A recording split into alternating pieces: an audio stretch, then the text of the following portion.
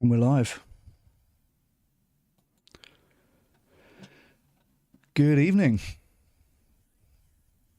Bringing you a bit of a late one today. We've got a few good stories to go over. You know, I had to just decompress after reading about that meat lobby Copa-Cogeca story last night. That really boiled my blood. I posted about it today on LinkedIn. A lot of people seem to agree with my position there. There's some real cowardice on the part of MEPs and EU policymakers. And there's just evil on the part of the factory farm industry and lobbyists. I guess I shouldn't be surprised about this, but it does still boggle my mind that so many people, I shouldn't say so many people, it's a few powerful people, deliberately obscure and lie and cover things up and have the goal of keeping animals in cages, keeping deadly pollution going into our atmosphere, keeping climate change pushing forward. I don't know what these people think their end game is. But, you know, I feel renewed in my motivation to do something about it and to encourage others to do something about it as well. So I had a pretty good day today, had a pretty productive day. Driven by my hatred of Copa-Cogeca and the meat industry lobbyists. Hey, Oppenheimer, how's it going? W evening stream indeed. Yeah, a bit of a latey for me, bit of a latey. We're almost 10:30 starting this. So I don't know how many people we're going to have in here. I guess maybe we'll get a few Yankoids at this time of day.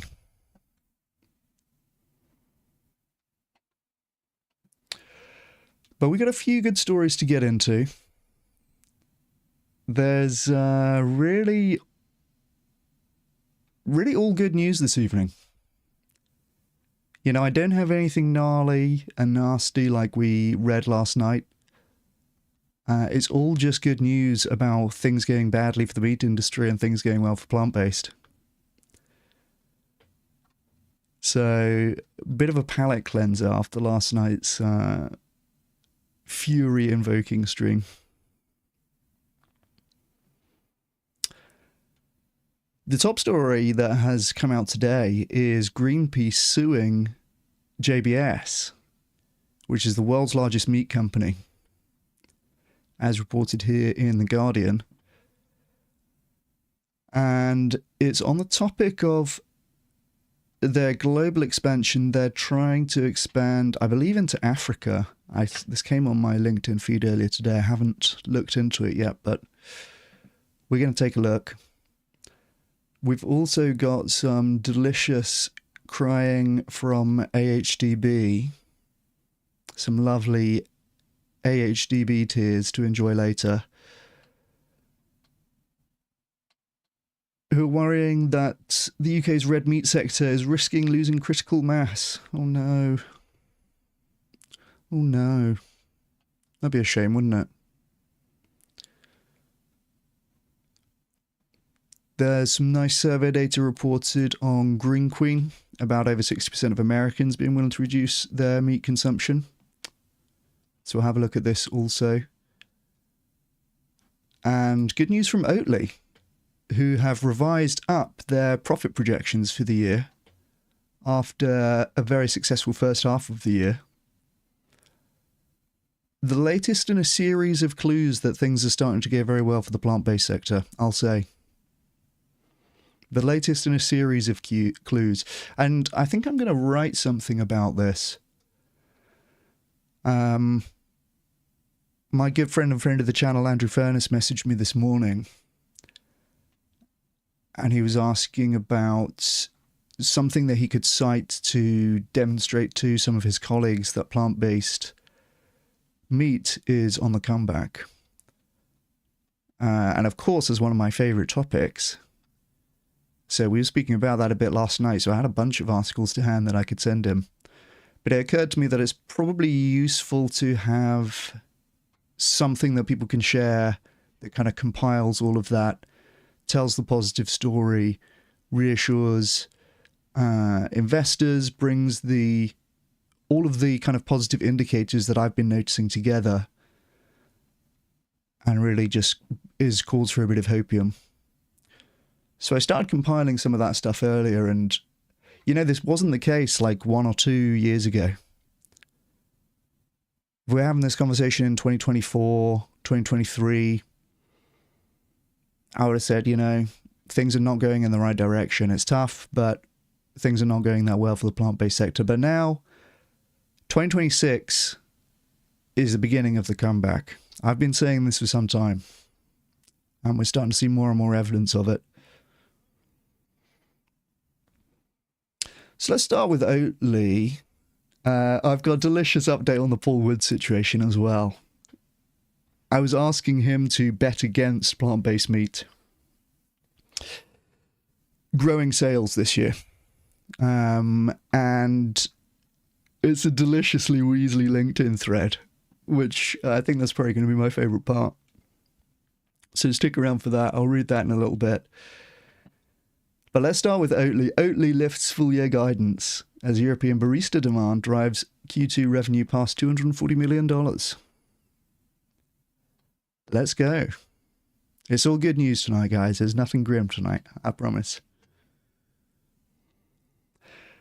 Oatly Group has raised its revenue outlook for 2026 after reporting second quarter revenue of $240 million, a 15.2% increase on the same period last year, with growth concentrated in its European retail business.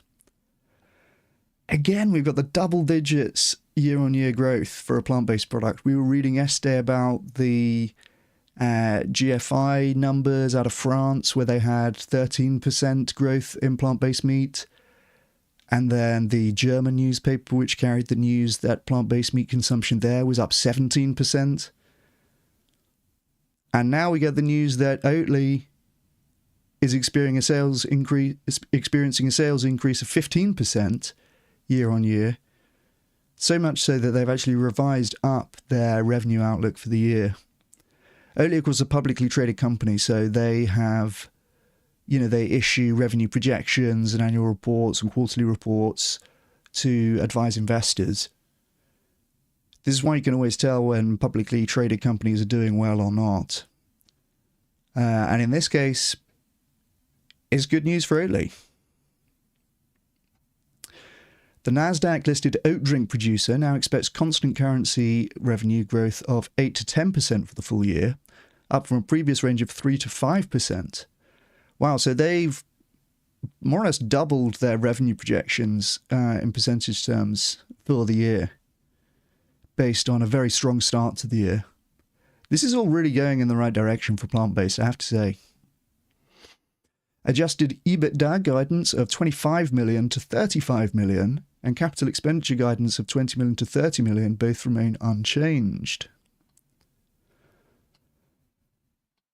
Our growth playbook is outperforming expectations in Europe and gaining traction in North America, the company says. The company posted positive adjusted EBITDA of $0.4 million for the quarter, against a loss of $3.6 million a year earlier, and narrowed its net loss attributable to shareholders to $31.3 million from $55.9 million. Gross margin rose 1.4 percentage points to 33.9%, which Oatly attributes to supply chain efficiency and channel mix improvements, partially offset by energy and logistics costs linked to the conflict in the Middle East. CEO Jean-Christophe Flatin said, this is the most French name I've ever heard, said, "I am pleased to report another quarter of profitable growth marked by demand-led value creation. Our second quarter results reflect the disciplined execution of our strategy, including improvements to the mix of channels, customers, and products. Our growth playbook is outperforming expectations in Europe and gaining traction in North America." Let's go. One thing I like about Oatly, and I guess this article is going to go into this, they did the Trust the Processed marketing campaign, you know, sort of shitting on the idea of ultra-processed foods, which of course I love. But they have really put their money where their mouth is in terms of leaning into, if anything, more processed versions of their product. Right, so oat milk, it's not quite in the same category as plant-based meat in terms of consumers' perceptions of how processed it is. It kind of gets a free pass on a lot of the processed stuff. But they have found, I believe, and the article's going to talk about this, that these like wacky new flavors that they're doing, they've got the caramel flavor, vanilla flavor, coconut flavor, this is all oat milk. They found that these wacky new flavors are doing well. And that people are more interested in the novelty than they are in, oh no, this is bad because it's ultra processed. I strongly suspect a lot of the ultra processed stuff is more hype and marketing and like stated preference rather than revealed preference, as they say. You know, people say that they care about ultra processed foods, but realistically, in this case, it's a good thing. Because it is a bollocks concept, as I am fond of saying. Barista range carries European volumes. Europe and international revenue climbed 21% to $143.1 million, driven mainly by volume growth in the barista range. Retail accounted for roughly 77% of the segment's revenue during the quarter, down from 79% a year earlier.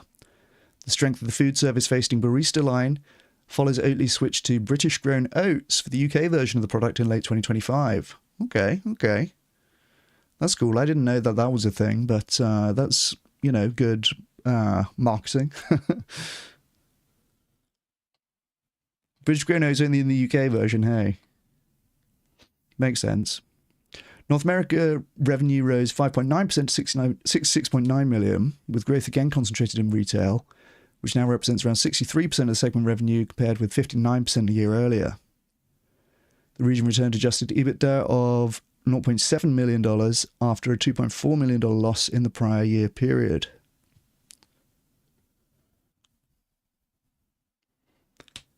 Hey Po, how's it going? Nice to see you.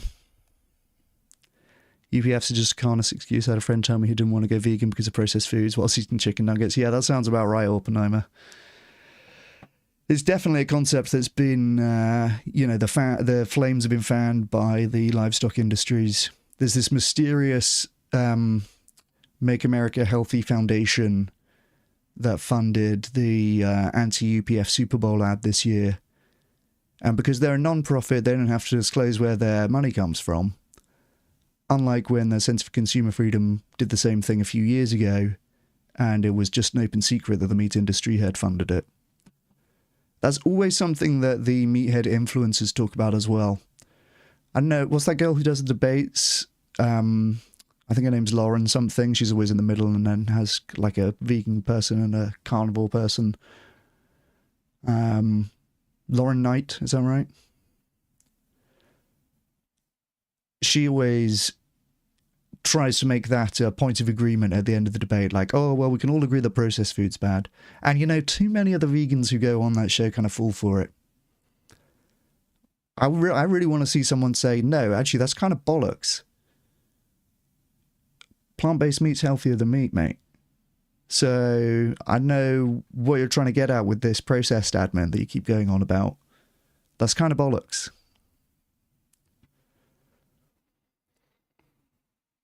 So look, Oatly's gone from loss-making to profit-making, basically. Volume growth, fucking new product lines, like it's all good. It's all good news for plant-based here. Greater China review continues. Greater China revenue increased 11.6% to $30.1 million. The segment recorded an adjusted EBITDA loss of $1.5 million as competition in food service intensified. Food service fell to roughly 54% of the segment's revenue from 62% a year earlier. I didn't know Oatly was in China. Fair play to them.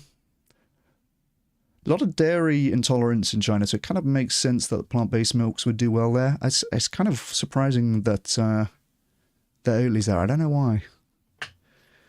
Oatly said its strategic review of the Greater China business remains underway with no fixed timetable, that it expects to conclude the process during 2026. Company has not indicated whether a sale, restructuring, or continued operation is the likely outcome, and has said they will not provide further updates until its board approves a course of action. Flatine added, "We remain focused on execution and are committed to building on this momentum to deliver consistent, sustainable, and profitable growth over time." Well, look, this is good news, guys. More good news for the plant-based sector. Oatly is doing so well in the first half of 2026, it's had to revise up its revenue projections for shareholders. The plant-based comeback is on, I'm telling you. Like, we're living through it right now. We've done the trough of disillusionment, as we discussed yesterday. And plant-based comeback is on.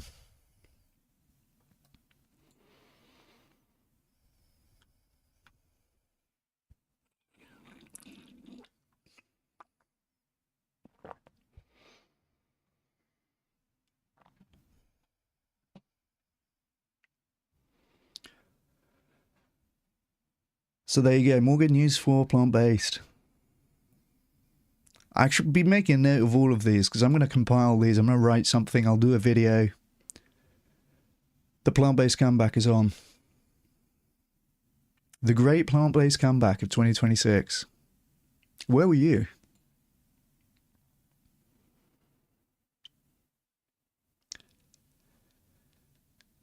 What else we got? We got a couple of LinkedIn bits. Shall I do the Paul Wood stuff? I don't know if I can keep a lid on this any longer. Oh no. Had that all lined up. Alright, let me find the thing. Look, this is my post about the article that we read yesterday. Doing pretty well. 111 likes, 13 shares, 4 comments. Yeah, I said in this post, I don't know how these people sleep at night. Someone's just commented, I guess these people sleep very well, as they do not care. The aim is power and money. I mean, yeah, true.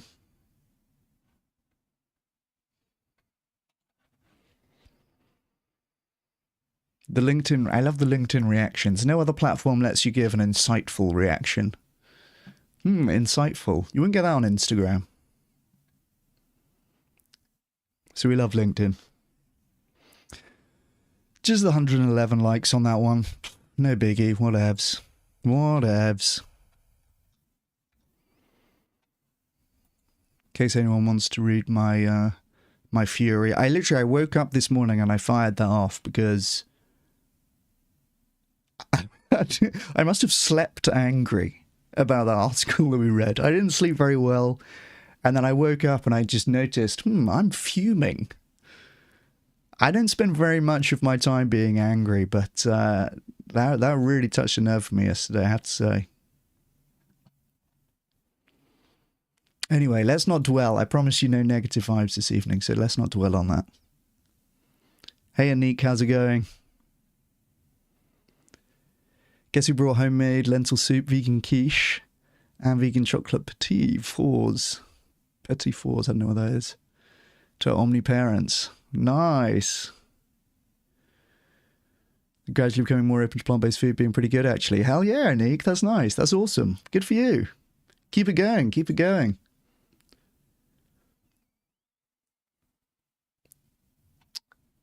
I feel like we should have some more objective, or I guess intersubjective ratings of like what are the best plant-based foods. You know, there's that Nectar report that ranks, that has people taste test all the different types of plant-based meat. Well, they've done it twice now. They're going to do another one, or another couple, I think, this year. But we need more stuff like that because I'd like to be able to tell people, like, what are the objectively best plant-based foods that you can share with friends and family if you're kind of trying to impress them, right? I think we've all got an inkling within our own markets and within our own countries. Or at least we have our favourites. But it'd be nice to be able to defer to something that's like, well, look, they asked 1,000 people and these are the top ones. If you're in the US, you kind of have that for the Nectar reports. Basically, Impossible smashes it on all of those measures. There's a few others that do well there as well, but Impossible, like across the board, all Impossible products are pretty bloody good.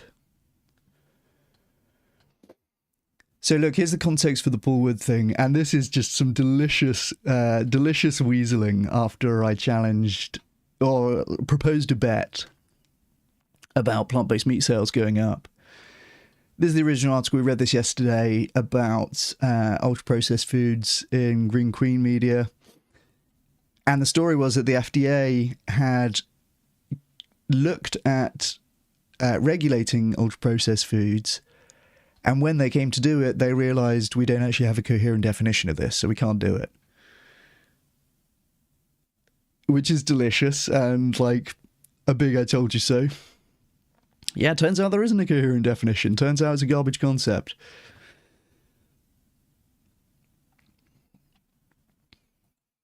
So this is what we read yesterday. I commented, good, this is a garbage way of categorising foods that adds nothing, consistently weaponised by the livestock industries.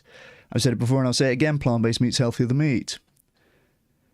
Paul Wood, our good old friend Paul Wood, comes in the comments.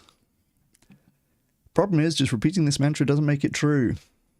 Variability in quality of plant-based products makes it impossible to make this statement. They're not a single category of products. I'm sure some are good, but many are crap. Hence why consumer uptake is failing. So this is Paul Wood's initial claim here. Consumer uptake is failing for plant-based meats. Let's see how strongly he wants to stick to that. Again, this is some of this we went through yesterday. Up to here, I guess, but I'll read it for people who haven't seen that. I said, not all men are taller than all women, but on average, men are taller than women is true.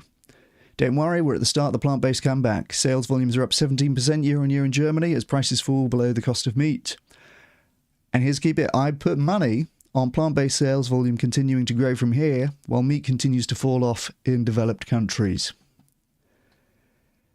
And Paul Wood says, very happy to make a charity bet on this issue. Overall, plant-based meats are still going backwards. So this is where we got to yesterday, and this is the comment that I wrote on stream. And we got Paul Wood's reply after I closed down stream, so we were going a bit back and forth last night on this. I was fresh off of my Copa-Cogeca fury, so I was kind of taking it out on Paul last night and today. I said, let's do it. I'll bet you $100 the Good Food Institute's 2027 State of the Industry report will report an increase in global retail sales volume for the plant-based meat and seafood category. That report will likely come out in April or May next year, so if you're game, I'll remind you then. If I'm right, you can donate to animal charity evaluators, and if the sales volume goes down, I'll donate to a charity of your choice. So this is as far as we got yesterday, and just after I closed down stream, Paul Wood comes back. I up for a bet, but let's use an unbiased report. GFI is not one of them. I kind of thought, okay, fair enough. If he doesn't know that much about these reports, it's not unreasonable that he would think, okay, this is a charity, like this is a non-profit that promotes these products. Presumably they're always going to say that the sales volume goes up. The GFI reports just reports Euromonitor data. So it's, Euromonitor doesn't have a dog in this fight. They are selling the same data to people on the meat industry side. They are not going to be saying that sales have gone up if they in fact haven't. But, Paul Wood doesn't necessarily know this. So I'm like, all right, let's give him the benefit of the doubt. I said, want to suggest an alternative? I'm not interested in using a biased source to make my point. I'm confident that plant-based meat sales are going up. I said the annual GFI State of the Industry report used data from Euromonitor, and they faithfully reported years when total sales are down as well as up, which is true. GFI put out reports, and sometimes it's not good news. They don't shy away from that. They've put out many reports where they've shown sales data going down in certain regions. Like, they just put out these reports each year. Obviously, they hope that sales are going up, but they report it when it's not. And the only reason I had said to do this via the GFI report is that the Euromonitor data itself is not directly accessible.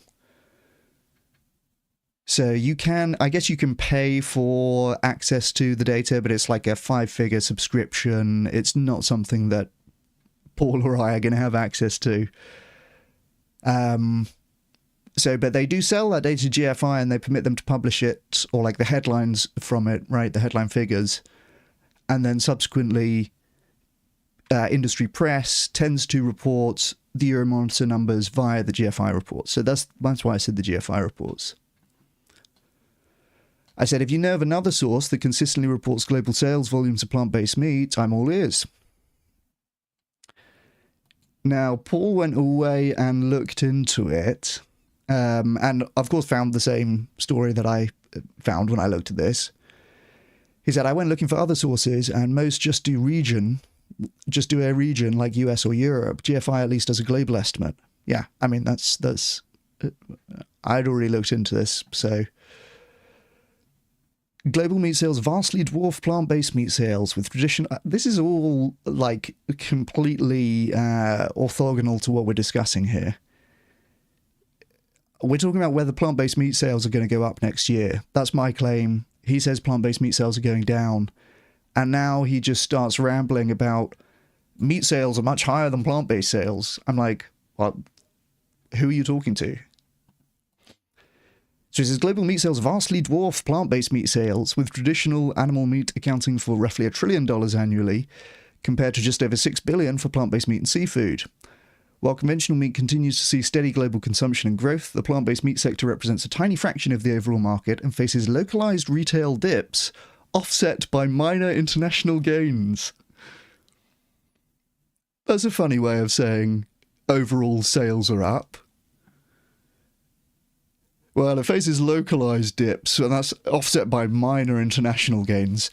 That's a weird way of saying overall sales are going up. And then look, he's got this 1, 2, 3, 4, 5 here. I think he's copy-pasted this from a ChatGPT or similar.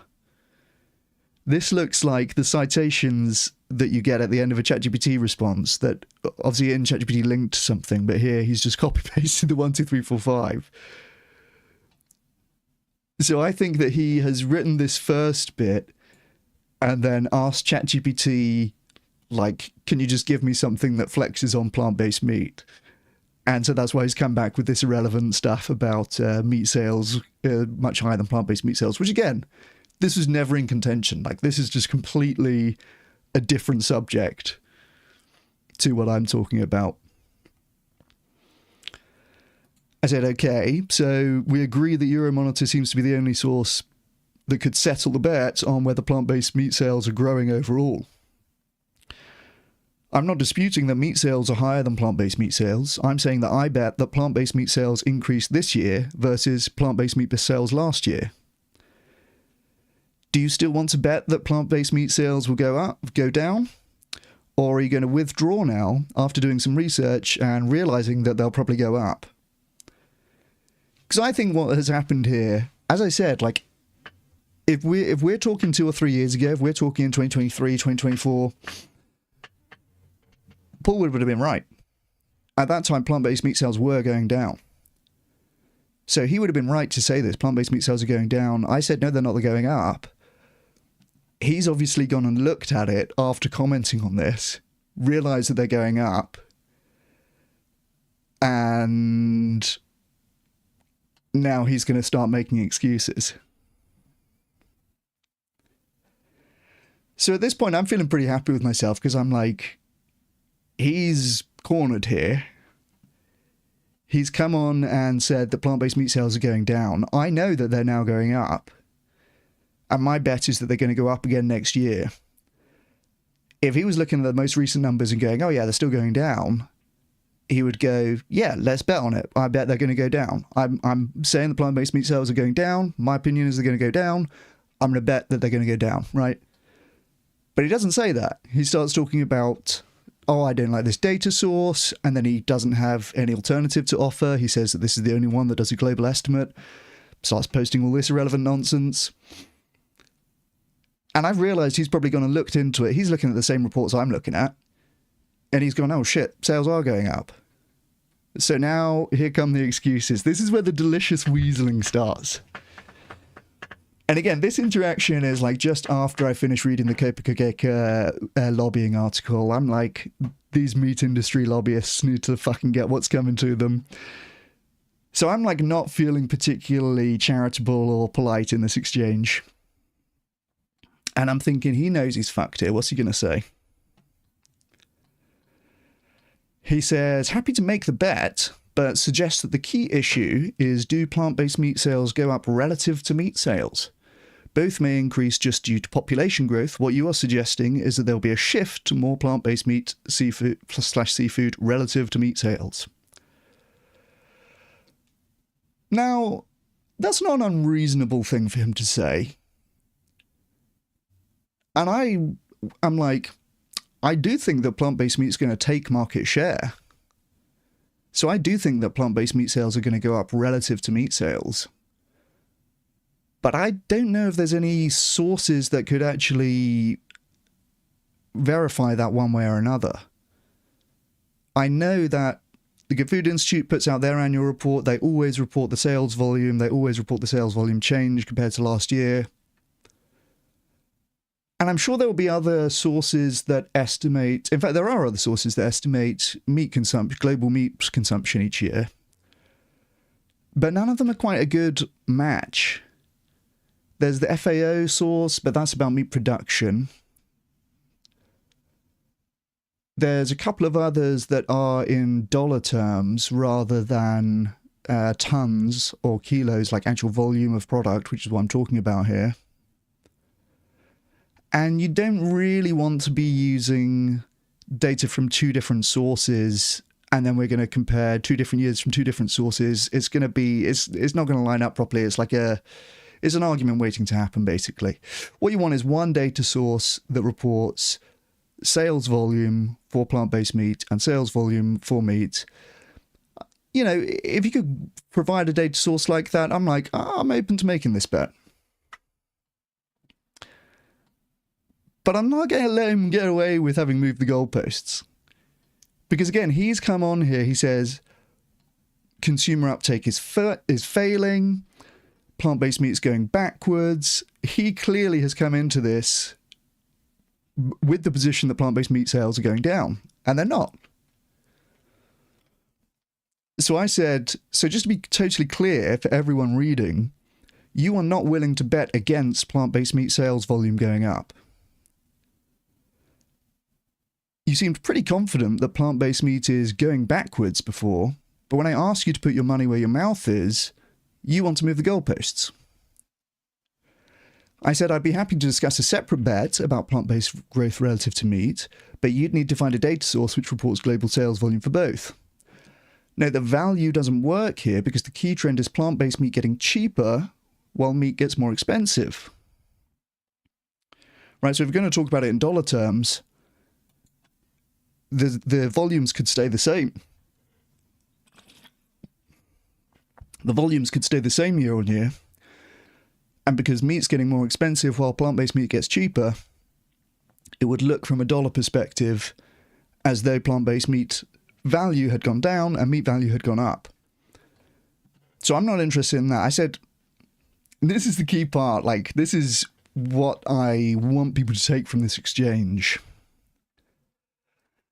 I said, I want to reiterate for people reading this thread, Paul is a huge skeptic of plant-based meat, and he's confidently asserted here that it's going backwards, but he's not actually willing to bet against sales going up.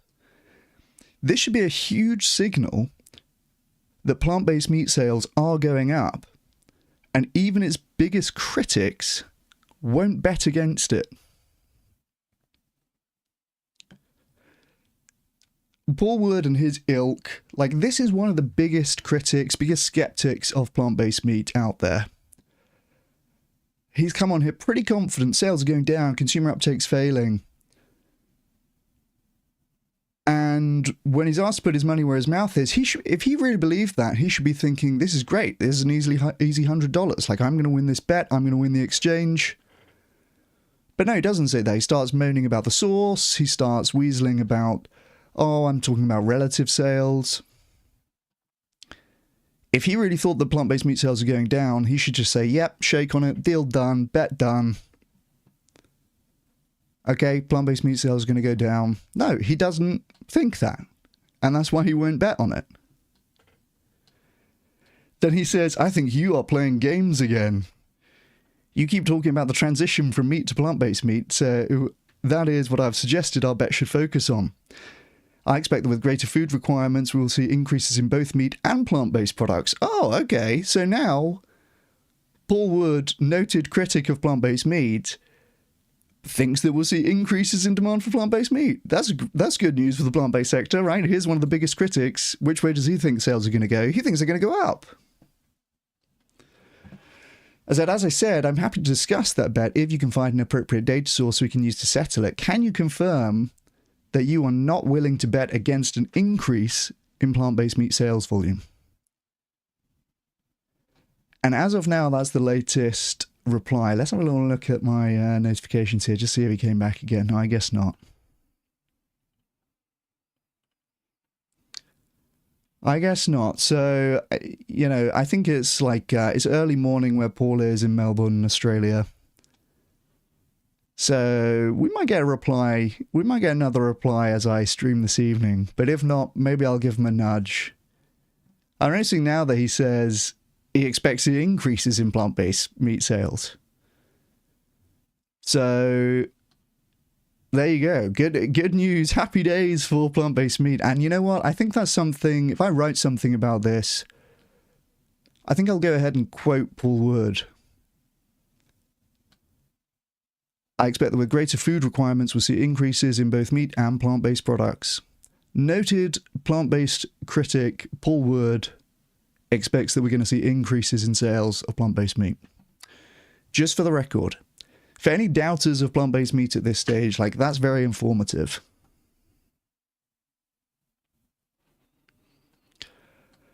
So there you go. That's the Paul Wood exchange for now. We'll see if he comes back, and if he doesn't come back during stream, maybe I'll give him a nudge and see if we can provoke him a little bit.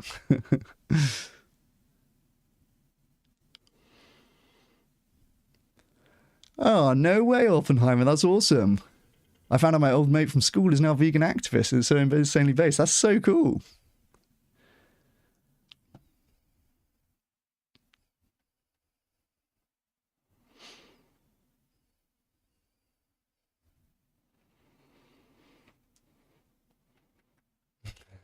Nice, Anik. That's awesome.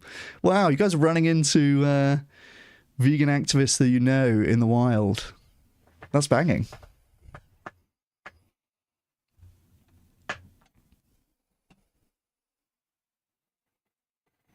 That's really cool. Nice.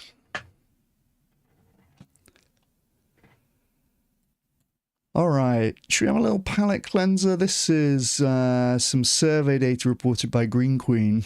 62% of Americans willing to reduce meat consumption, with beans emerging as popular replacement. We love beans. Look at that, baked beans. Love a bit of baked beans. Any baked beans enjoyers? This guy can't decide between baked beans and a plate of hot dog sausages. I mean, one of these is a meal. Around 3 in 5 consumers in the US are open to the idea of eating less meat and replacing it with beans, citing concerns about inflation and personal health. Ah, look at that. Here's the inflation coming in. The price of meat is just continuing going up. Like, that ain't coming down. Plant-based foods are getting cheaper relatively. A similar number of Americans consume both meat and beans, but a large share are willing to replace the former with the latter, according to a new survey. How is only 60% of Americans consume both meat and beans? Assuming there's similar levels of vegetarian veganism in the US as we have in the UK, which is about 1 in 8, that gives you like close to 90% who are eating meat. Does this mean that 40% or 30% of people never eat beans? That's kind of concerning. Humane World for Animals commissioned the Harris poll to ask over 2,000 US respondents about their dietary habits and openness to reducing meat intake and swapping it with beans. The results were encouraging for advocates of plant-rich diets. 62% of consumers say they're willing to eat less meat, and 57% would be open to replacing animal protein with beans at least once a week. Let's go. More good news. More good news.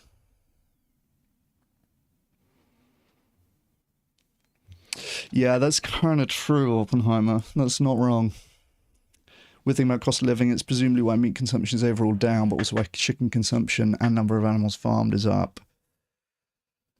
Yeah, I think that's probably true. When we talk about meat prices going up, we are mainly talking about beef, to be fair. Although, with some of the plant-based meat getting cheaper than meat stuff, you do also see the same for chicken. So I don't know.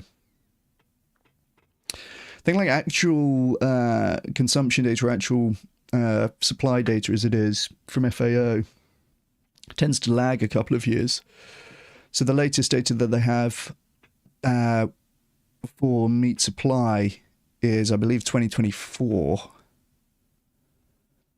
So it's probably going to be a couple of years' time when we see 2025, 2026 data.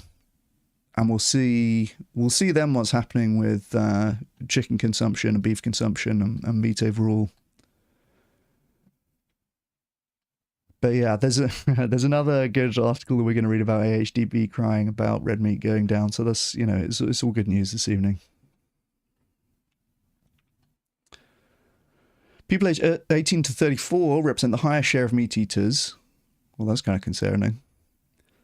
But are also more likely to say making food choices kinder to animals would drive them to swap out meat with beans, 27%, than those aged 55 and above, 19%.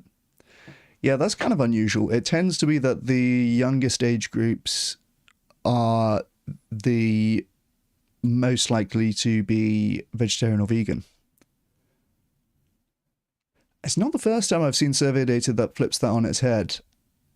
It's quite interesting data that I've seen. There's basically more polarization in the diets amongst the younger age groups,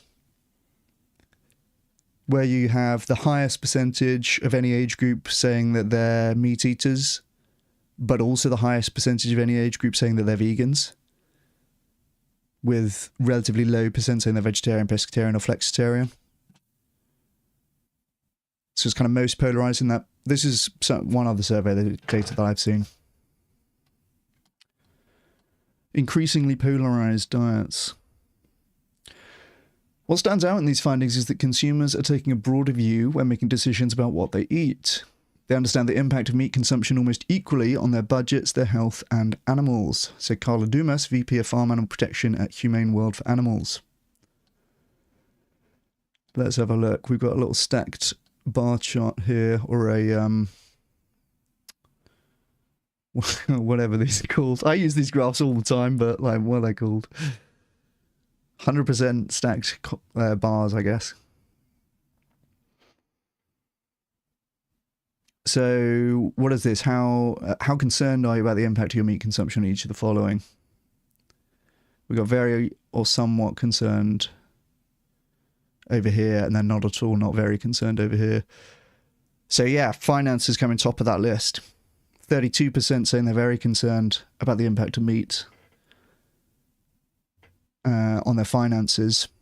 35% saying somewhat concerned. And then at the bottom, we've got environment and climate. It's been such an average summer. It's been such an unremarkable summer, right? Why would anyone be concerned about climate change at this point? No massive heat waves to speak of. No droughts to speak of. Yeah. I mean, to be fair, look, this is 50% almost still saying, or more than 50%, sorry, saying they're very or somewhat concerned about environment and climate with respect to meat consumption. Only 18% not at all concerned.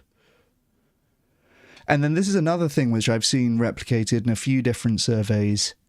Animals coming above climate change in the order of concern. A lot of people think that's going to be the other way around. A lot of people think that like climate's the more, PC thing to talk about, and most people kind of shut down on the issue of animals.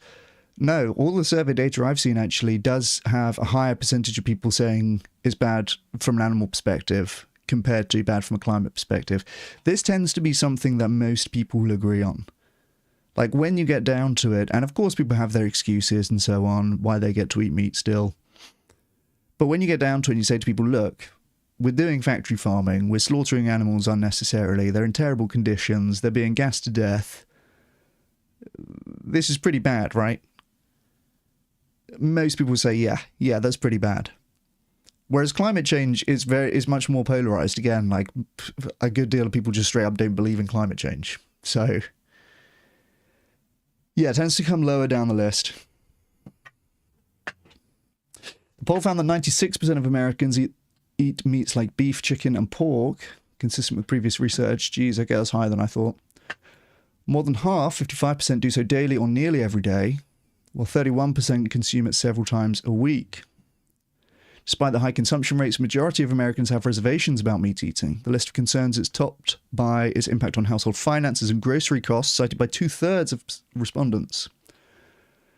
A similar share, 64%, are worried about the implications for personal health.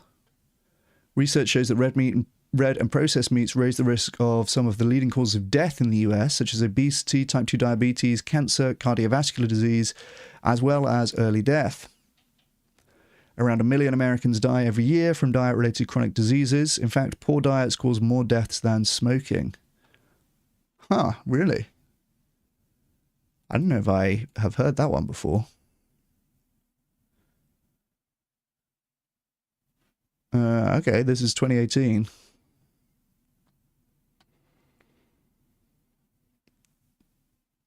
A study involved examination of 333 causes and 84 risk factors demonstrated that health in the United States improved from 1990 to 2016, though the drivers of mortality and morbidity have changed in some states, with specific risk factors such as drug use disorders, high body mass index, and alcohol use disorders being associated with adverse outcomes. In 5 states, the probability of death between ages 20 and 55 years has increased by more than 10% between 1990 and 2016. Where's the thing about diets versus smoking then? I mean, whatever. Oh yeah, here it is. In the Global Burden of Disease Study 2010, a little bit outdated now, US Burden of Disease Report, the following risk factors were reported as the main causes associated with US morbidity and mortality. Poor diet, 14%, smoking, 11%. High blood pressure, 8%. That's also often related to diet. And obesity, 11%. So this is, I don't know why that doesn't come under poor diet.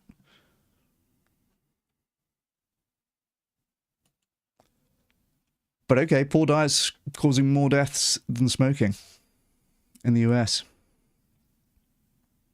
Animal welfare is also concerned for 64% of Americans, given that 70% of cows, 98% of pigs, and nearly all chickens in the US are factory farmed. It's encouraging that Americans are recognizing that animals matter and are willing to make dietary changes that reflect that, said Dumas.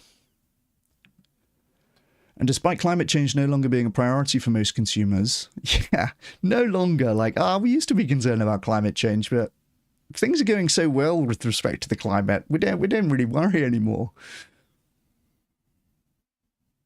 Haven't you heard? Trump's the president. Climate change was made up by China. We don't worry about climate change anymore.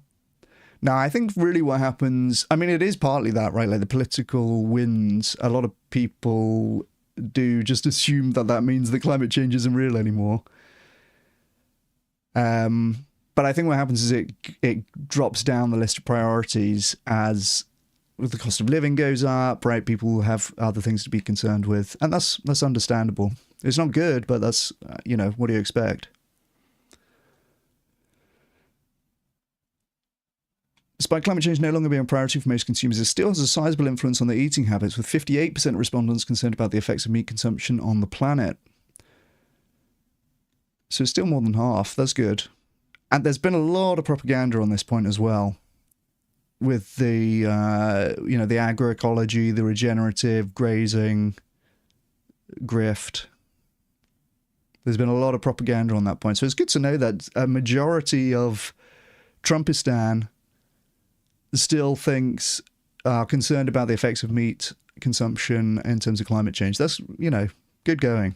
Fair play, Americans. You might be all right after all. Globally, livestock farming accounts for up to a fifth of all emissions, 70% of freshwater use, and 80% of farmland. Beans shine on affordability and health metrics. So these are the motivators to swap meat with beans at least once a week. 53% said to improve personal health. That's the largest by far. That's worth noting. Again, there's a lot of propaganda on this point. You have like the, the carnivore and the meat bros, the Matt Actongs of the world who are convinced that it's fine to eat red meat all the time and you're not going to end up with arse cancer. But good to know that, again, a majority of Americans said that they would swap out meat for beans to improve personal health. So good to know that that propaganda hasn't completely taken over. People still know what's going on. People fucking get it. Red meat's bad for you. We know that. We've known this for a long time. So that was the top by far. And then second, actually by quite some way, was to save money, reduce grocery costs. This feels like this is different to... Oh, this is how concerned they are about meat. And then this is motivators to swap. Okay, all right. Well, health and cost are the top two in both cases. To have an alternative protein source. In third, reduce my consumption of processed foods. Uh-oh. The meat industry is hoping that the processed foods propaganda makes you want to eat more meat, not less. Well, that's 34%. Then we have food choices kind to animals at 23%. Feel my food choices better align with my values, kind of similar, 23% again. Reduce the environmental impact of 22%. Support a more sustainable food system at 22%. Something else, nothing. Okay, so it's on both measures here, largely a story about health and costs. And Americans maybe are all right, They still get it. They still understand that red meat's bad for you, despite all the propaganda, despite RFK, Most of them still seem to get it. It's, maybe those Yankoids are going to be all right,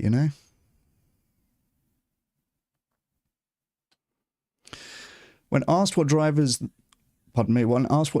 their openness to swapping meat with beans, 53% of Americans point to the latter's health benefits, 41% say they can help them save money. A third of respondents, meanwhile, say they're motivated to reduce their intake of processed foods. Beans are high in protein and fiber, the two most popular macronutrients in the US. Interesting stat. Most popular macronutrients. Okay. I guess this is that's weird that doesn't link to some sort of survey.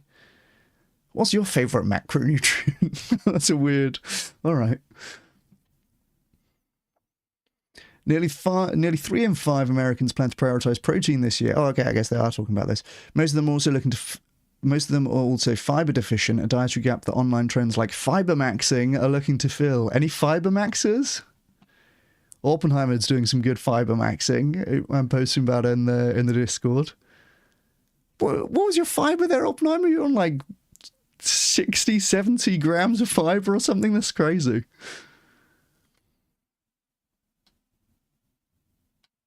Bro must be shitting.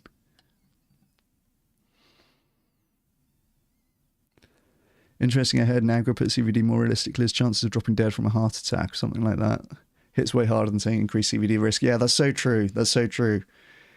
I mean, what the fuck is CBD? Like, no one knows what that means. And Jack Symes had a good framing for this in that Surrounded that he did. I think he said live 10 years longer or something like that for vegans compared to non-vegans. Oh, that's good. That's a good framing that people understand, better than like 18% risk of cardiovascular disease, right? Or 18% increase in the risk, I should have said. 70, yeah, that's crazy, man. But fiber maxing. Any other fiber maxes? Love that. No bowel cancer for you, my friend. The rise of GLP-1 users from 10% in 2024 to 18% in 2025 has continued to boom. 18% of Americans on Ozempic? Can that be true? With 40% of them eating more protein and 30% consuming more fiber. Yeah, I'm a little skeptical of this. The consuming more protein and consuming more fiber, like, maybe as a percentage of everything that you're eating, but you're eating way less overall. You're just having way less food. So even if you're like, oh, my food's going to focus on protein and fiber, like, you're basically doing no carb, you're basically doing Atkins, right? You're still eating less food overall. And the evidence that I've seen, I have a video about this called How Many Animals Will Ozempic Save?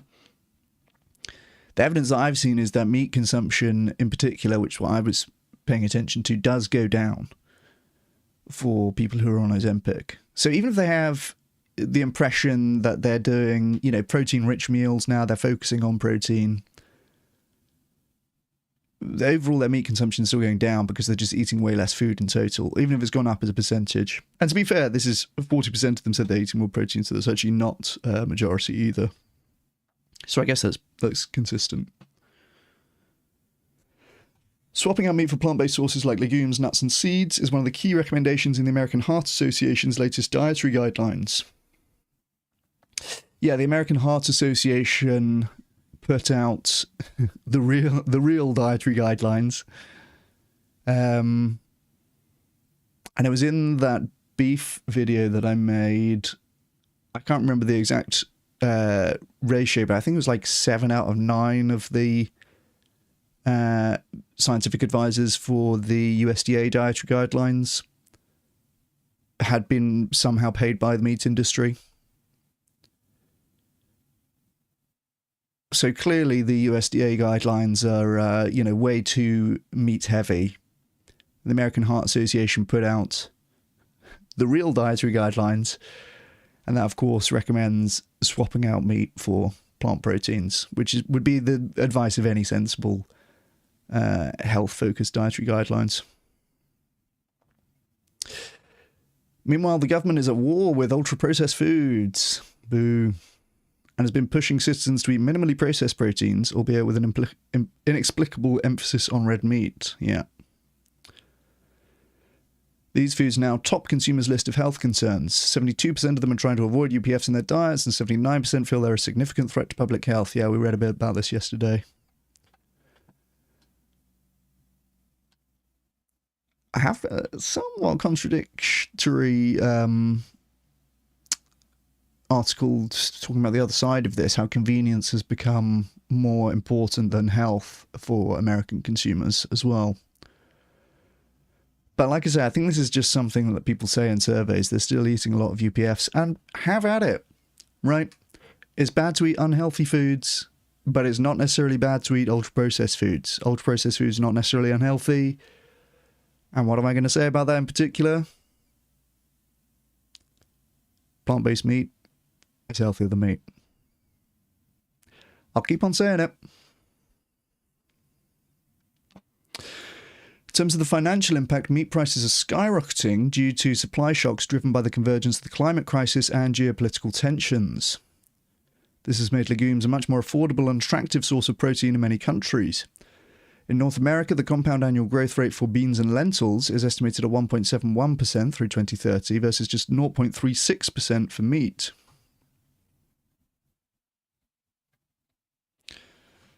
Interesting, okay. Beans and lentils should grow at a faster rate than meat. All right. We don't mind that. We don't mind that. Of course, we'd like this number to be negative, really. This is just an estimate. You can never take these things too seriously. The Humane World for Animals poll found that 95% of Americans already consume beans. Okay, that's... How are they going to say that 95% consume beans? 96% consume meat, but around 60% consume both meat and beans. That doesn't make any sense.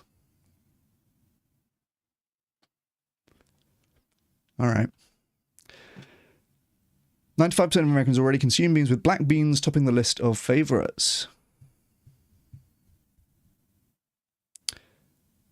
With health and financial concerns driving more of them towards these plant proteins, complementary policy measures can bring added benefits for food sustainability too. Yeah, fat chance of that happening under Trump.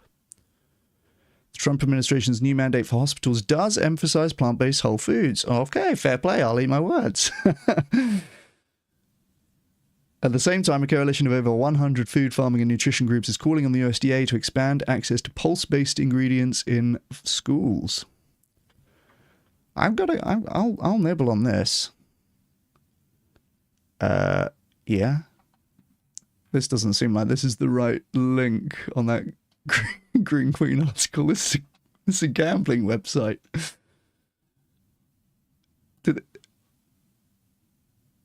Yeah, this goes to inkedin.com. Alright, I guess that's a broken link. If my buddy Anay Mridal, who, by the way, churns out articles. He's on every single one. He's the author of every single Green Queen article. I know he's the only guy that works there, or the only guy that publishes the articles. But, Anay, if you're watching, you got to fix this link. It just takes me straight to a gambling website. I guess that could have been worse.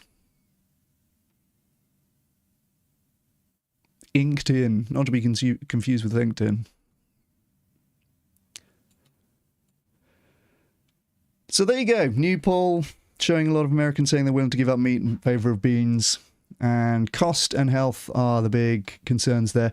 Actually really heartening to see that Americans are not totally brainwashed on the healthiness of meat versus beans. It takes a lot of propaganda to convince someone that red meat is healthier than beans. But I kind of thought they might be getting there. Some of them are, for sure. But a majority of Americans still recognise, yeah, that would be a healthy swap. Put down the Big Mac. Get yourself some beans. So there you go. Good for you, USA. You've still got a chance.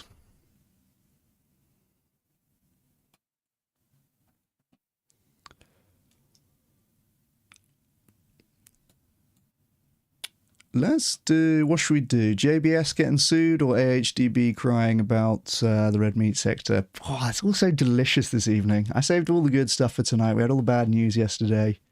In fact, you know what? It was mostly still good news yesterday.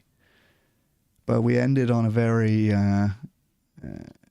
sour note in my mind. But good news today. Good news today. Let's do AHDB first, shall we? And then we'll look at the world's biggest meat company getting their asses sued. Did you see Mandani appointed a vegan guy as executive director of the mayor's office of food policy in New York City? Oh, based. Okay, nice. I did not see that. Oh, that sounds like good news for Pie Thief. They actually have a kind of a history of based vegan shit in New York, right?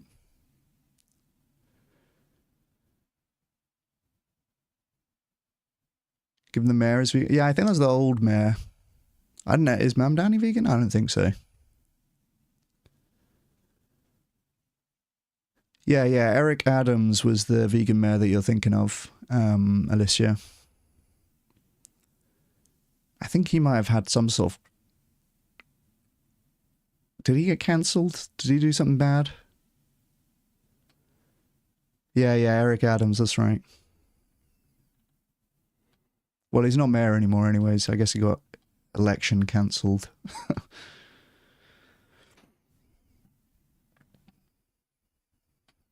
He wasn't even vegan? Oh, well. He did do some base stuff for plant-based defaults in New York City hospitals. I remember that being a big thing. And I think some base stuff for plant-based school catering as well. It wasn't exclusive, I don't think, but yeah, there was some good stuff there. There's a funny clip of Mandani. All right, I'm here for it. You know what? I got to turn off. Got my little lo-fi going in the background. I don't want to get copyright struck.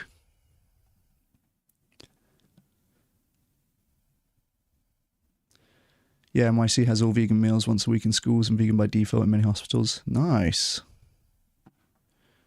Vegan circle jerk. We love a vegan circle jerk.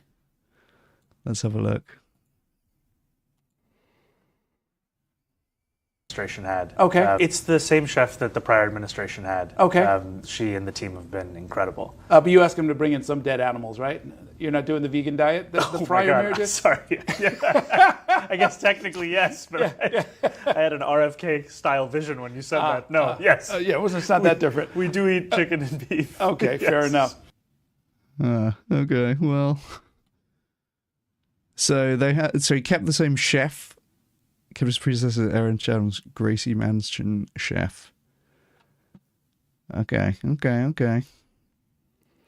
Yeah, I mean, non-vegan leftists, what can you say, hey? I've always said that if you actually had to do something to call yourself a leftist, there would be a much more equal number of leftists and vegans. If you actually had to do anything to call yourself a socialist, like, this is why veganism's so base. This is why I take vegan so much more seriously than any of these other kind of labels that people like to have.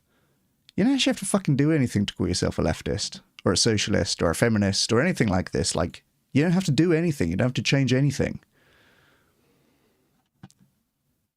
If someone tells me they're a vegan, I know they're putting their money where their mouth is, they're changing their behaviours, they're actually interacting with the world in a way which makes a difference according to their beliefs. Like, what do you have to do if you call yourself a leftist? You don't have to do anything. So that's why vegans are more based than leftists. Here we go. Delicious AHDB tears. Let's go. This is in Farmers Weekly, which can sometimes be a nice source of this kind of news. Red meat sector risks losing critical mass, warns AHDB director. Now, what this is going to be is the UK's meat sector asking for money. They want more handouts. You know, the pig sector up in Scotland just got £2 million of your money. If you're a UK taxpayer, they just got given £2 million of your money. I'm on a feminist diet. Yeah, true propriety. And now we're going to see HDB crying because they want more of your money. So that's going to be the thrust of this, is my bet. But we're still going to get some nice, juicy red meat sector collapsing, according to the red meat advocates in the UK. Let's go. Let's have a look. Britain's shrinking cattle and sheep herds are putting the red meat supply chain at risk of losing the critical mass needed to remain competitive, the new AHDB beef and lamb sector director has warned. Speaking 4 weeks after taking up the role, Piers Morgan... that must be made up. Well, there he is. Wait, is this the same person? A Welsh historian. Yeah, okay, this probably seems like it is the same person. Piers Morgan. Oh no, okay, it's not that guy. There are two Piers Morgans. Neither are to be mistaken for Piers Morgan. Piers Morgan said continued declines in breeding stock reflected weak confidence across the sector, despite livestock prices remaining close to record highs. You know, this is the same pattern that we've seen in the US. And I think this despite is actually more of a because or a causal thing one way or another. There's a lower supply. That means that the farmers are getting a higher price. So the farmers don't necessarily want that supply to go up because they're being more profitable now. They're getting a higher price for their animals, so they don't necessarily want that to go up. And, you know, from our perspective, we don't mind that too much. The number of animals has gone down. Continued declines in breeding stock. Weak confidence across the sector. Yeah, it's not a good time to be in the meat industry. From everything that we've seen, like prices going up, continued declines in the breeding stock, weak confidence across the sector. They're having to beg the government for more money, more of your taxpayers' money. The latest DEFRA figures show the UK suckler herd fell to 1.24 million head in December 2025, down 3% year on year, and 14% lower than in 2020. Oof, that is tasty. 14% fewer suckler herds as beef cows. Cows raised for beef, I should say. 14% down from 2020. That is a spicy meatball. That is lovely, isn't it? If you had told me in 2020, you know, just wait a few years and you're going to see the number of cows raised for beef in the UK go down 14%, ooh, I'd be rubbing my hands. Damn, that's a big decline. 14% in 6 years. So if they carry on going at that rate, like, they're donezo in like half a century. That is delicious. I'm going to have to graph that, I think.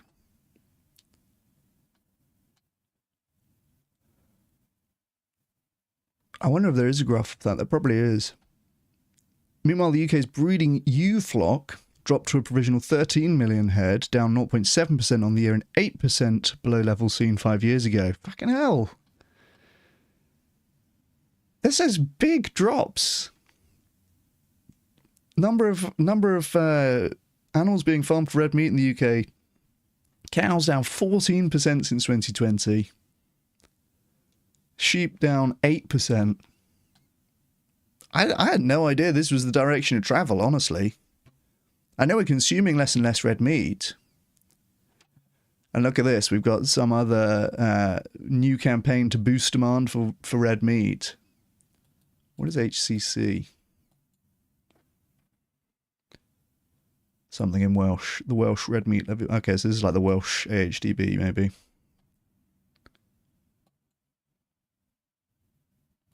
But that is bloody lovely, isn't it? That's like real big drops in the number of animals being farmed for red meat.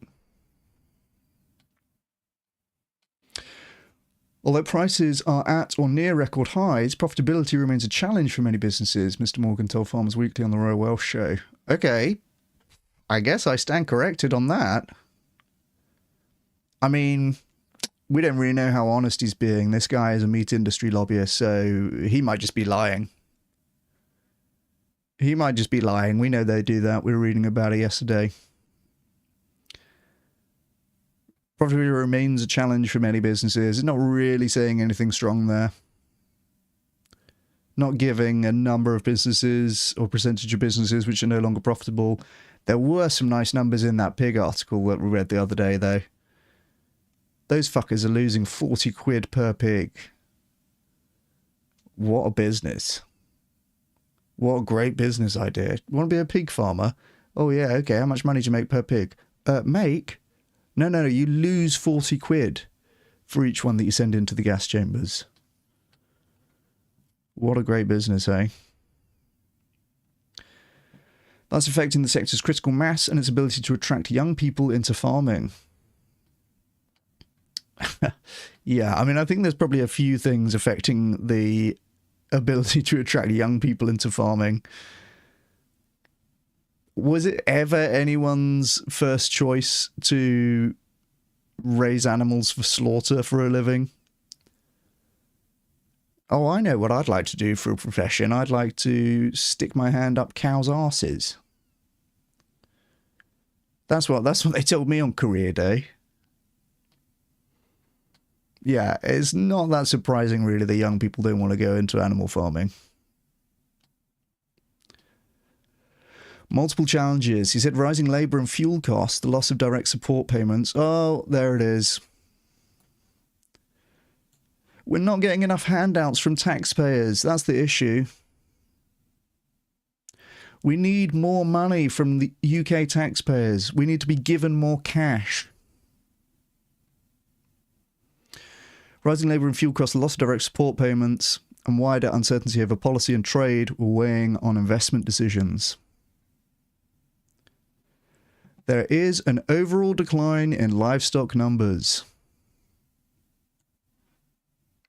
Let's go. Let's fucking go. This is what we want to see. This is the ultimate metric that matters. Oh, that's good stuff. That's good stuff.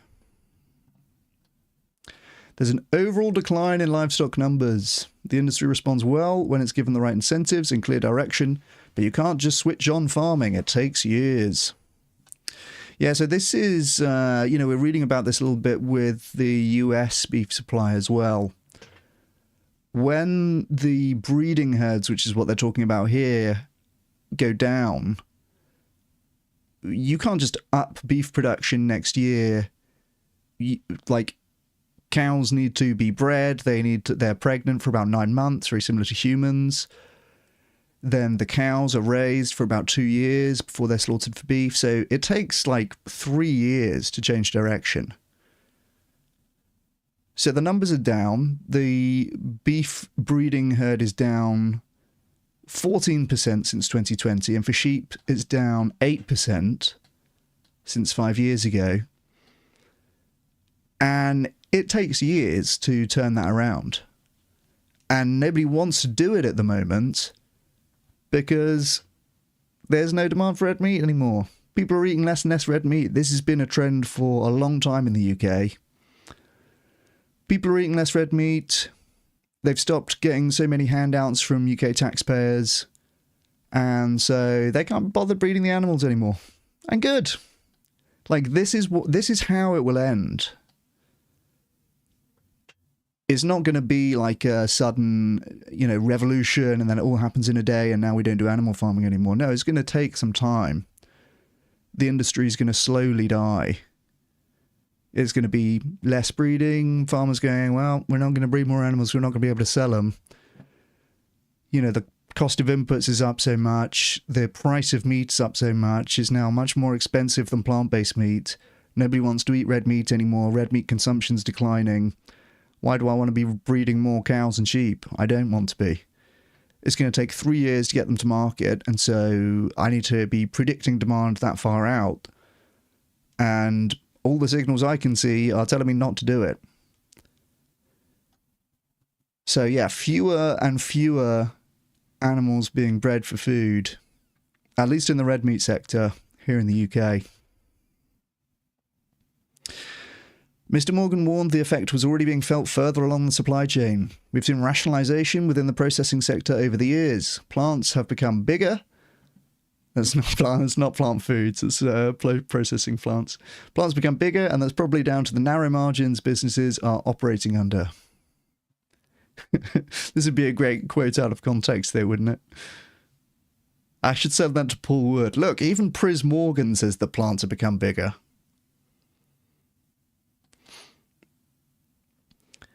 A sheep and beef farmer from mid-Wales, Mr. Morgan... Oh, okay. Well, look, he's a meat industry lobbyist. What are you going to say? Sheep and beef farmer from mid-Wales, Mr. Morgan said retaining experienced producers was just as important as attracting new entrants.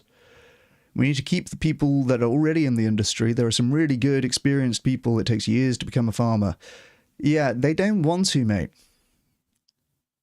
They're not interested. Young people don't want to do it. People are leaving the sector. People are losing money. Fewer and fewer people are eating red meat. More and more people are eating plant-based meat. We don't need it. And we certainly don't need our taxes to be going to subsidizing animal farming and animal abuse. Like, no thank you. Green credentials. He also said the industry needs to do more to promote its environmental and nutritional credentials. Yeah, I don't think those are really strong topics for the red meat sector, buddy. I don't know if that's really something you want to be bringing up. We had last year, the AHDB had to modify a report that they put out after we pointed out that they had incorrectly claimed there was no convincing evidence of a link between red meat and heart disease. Actually, Papaya Thief, I think that you were quite instrumental in that, as I recall. There's a few people in Avi's server and in Nick's server that helped to find the problem with that. Can you remember? I think it was an FAO source that we chased from the paper that they had cited, and it now returned to 404, and we found the archived page, and it said it was completely different from what they had claimed. I'm pretty sure Papaya Thief was quite instrumental in that.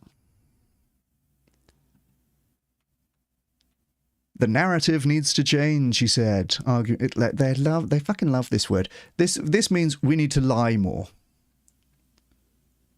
We can't actually change the facts of the matter. Look, we need more people to believe that red meat's actually good from the perspective of the environment and nutrition.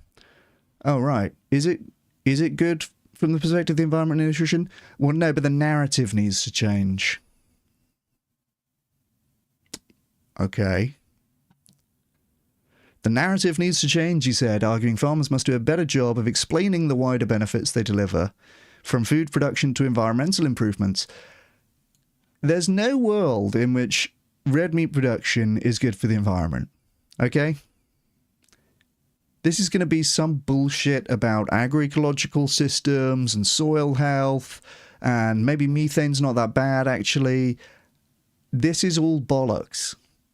I look forward to the next AHDB report that's going to be lying about these topics so that we can attack it and have them retracted again.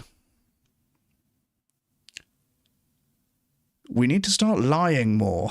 That's the problem the industry has. We need to start fucking lying more. He added that early findings from AHDB's environmental baselining project suggested managed grassland was storing significantly more carbon than previously thought, with full results due to be published this autumn. Oh, that'll be good. Oh, that'll be good. So are they saying that it's carbon negative and it's storing more carbon than these cows are producing equivalent of in methane? Nope, they're not saying that. It's storing more carbon than previously thought. Okay, I look forward to seeing that report. That'll be a good one. Fuck me, these people are grim. Mr. Morgan joined AHDB at the end of June after roles with meat processor Kepak and Welsh Red Meat levied body. Jeez, I was hoping I wasn't going to have to say this.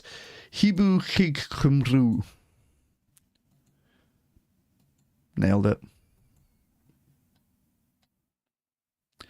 Yeah, I remember that interaction, if I recall, is the table about evidential strength. They completely changed the meaning. Yeah, that was it. That was it, Papaya Thief. That was it. I think that you were the one that dug that up. Like, that was some crazy shit when we saw that. It was on, like, Internet Archive, wasn't it? They had to retract, they had to change that report. They backed down. 2 of the 3 authors of that report blocked me on LinkedIn after I kept on tagging them and calling them out and asking them to debate it. And then the 3rd changed the report. So they had to issue a correction for that. Bit embarrassing for them. But yeah, that was a really good find, dude. That was awesome. That was sick. That was a big dub from last year's YouTube adventures for me. His warning comes as the industry grapples with declining livestock numbers and the challenge of maintaining food production, processing capacity, and confidence across the supply chain while meeting environmental goals. Yeah, I mean, look, they're probably doing well on environmental goals, given that they're farming so many fewer animals than they used to. There's no way that this isn't very good news. The beef cow breeding herd down 14% since 2020. Sheep down 8%. Like, that's taking methane out of the environment. We're farming fewer ruminants. Like, that's bloody good news. That's really, really good news. And we need this to happen. right? The Climate Change Committee, UK's Climate Change Committee, has said that we need to drastically reduce meat consumption. And hey, look at that, we are actually, as it turns out. That's why the breeding herds for beef and lamb are going down quite quickly. Frankly, like, I would not have guessed that this is the rate of decline. That's really good news, and it's an inevitable part of that the meat industry lobbyists at AHDB are going to cry about it. That's an inevitable part of the process. Had no idea the report actually got changed. Yeah, they did. They removed that whole section about heart disease. They just took it out. I sent them that thing. I made a video about it at the time. But yeah, I sent them that discovery, sent them that criticism, and they changed the report. It's sick. But look, we need red meat consumption to go down. Red meat consumption is going down. Red meat breeding herds are down double digits percentage in just a few years. And an inevitable part of this is AHDB crying about it. So we get to enjoy that, you know? Record high prices of red meat, and still the red meat farmers cannot be profitable.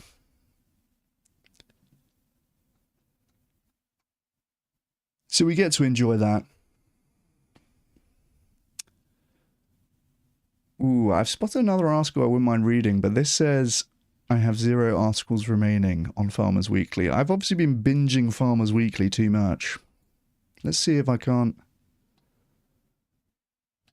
Yeah, okay, it's gonna cut me off. But what's the main thing here? We can read the first part.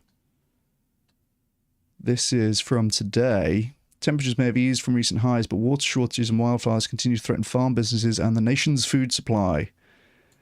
I mean, yeah, look, this is talking about grazing ruminants.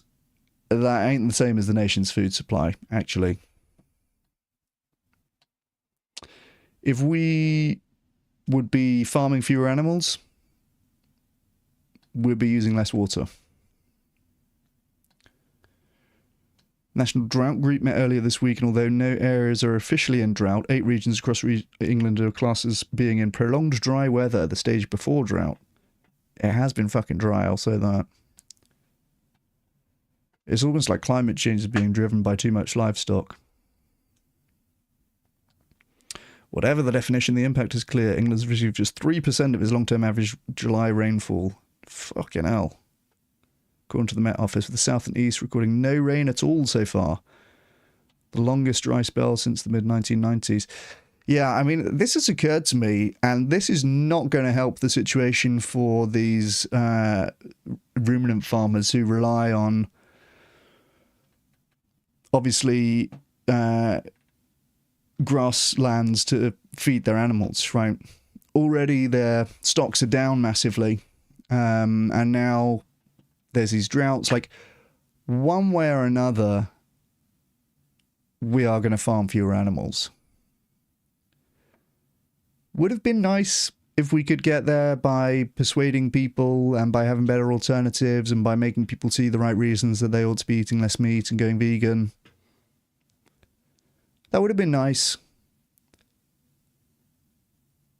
But, you know, if it has to happen via droughts and the animal farmers being unable to maintain their herds and herds just collapsing as a result of that, you know, one way or another, we are going to be eating less meat. So there you go. That's Farmers Weekly. Geez, that's good news, isn't it? Really, really big drop in red meat animal numbers. And of course, AHDB crying about it, trying to get more money out of the taxpayers.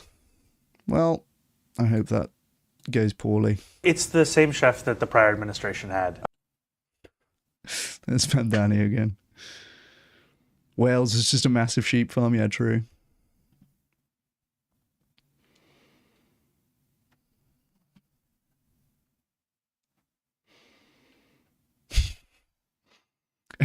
everyone in my Midland high school wanted to be an animal farmer. I guess it is kind of a junior school. It's kind of like a 5-year-old's career ambitions. Maybe they know all the animal sounds. Do you think Beyond Meat company will make a comeback? I think they will. I think Beyond is a buy right now. I was thinking about this earlier today. They've obviously been the big story of the plant-based meat collapse in terms of the stock valuation. Down 99% since the IPO back in 2019.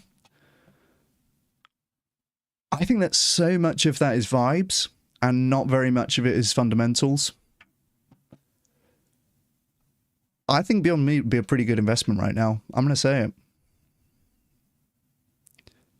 So much of that has been vibes, and the thing about that is, it's not that sustainable. Because the truth will out. We're now reaching the stage where plant-based meat is getting cheaper than meat. And as we saw, the biggest concern about meat for US consumers is the high price. And Ethan Brown, the CEO of Beyond Meat, said years ago, even though things are not going well right now, we just need to hold on until the price change that we know is coming comes to fruition.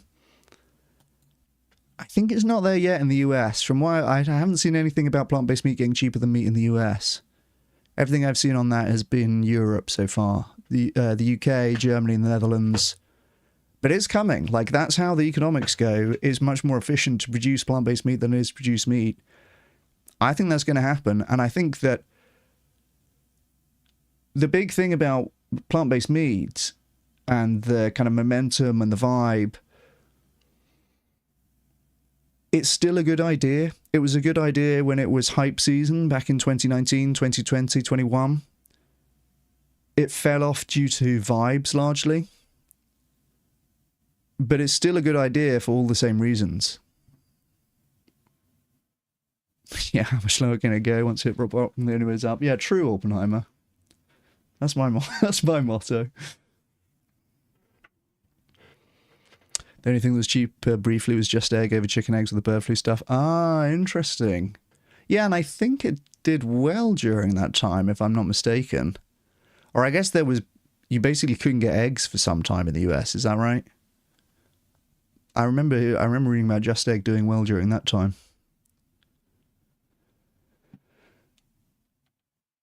All right, let's get on to the big news then. The world's largest meat company is getting sued by Greenpeace. JBS have a lawsuit pending over their expansion, $6 billion global expansion. Legal challenge over the green credentials. Let's go. Greenpeace petitions Dutch courts to order JBS to disclose how its aims are compatible with responsibilities to climate and human rights.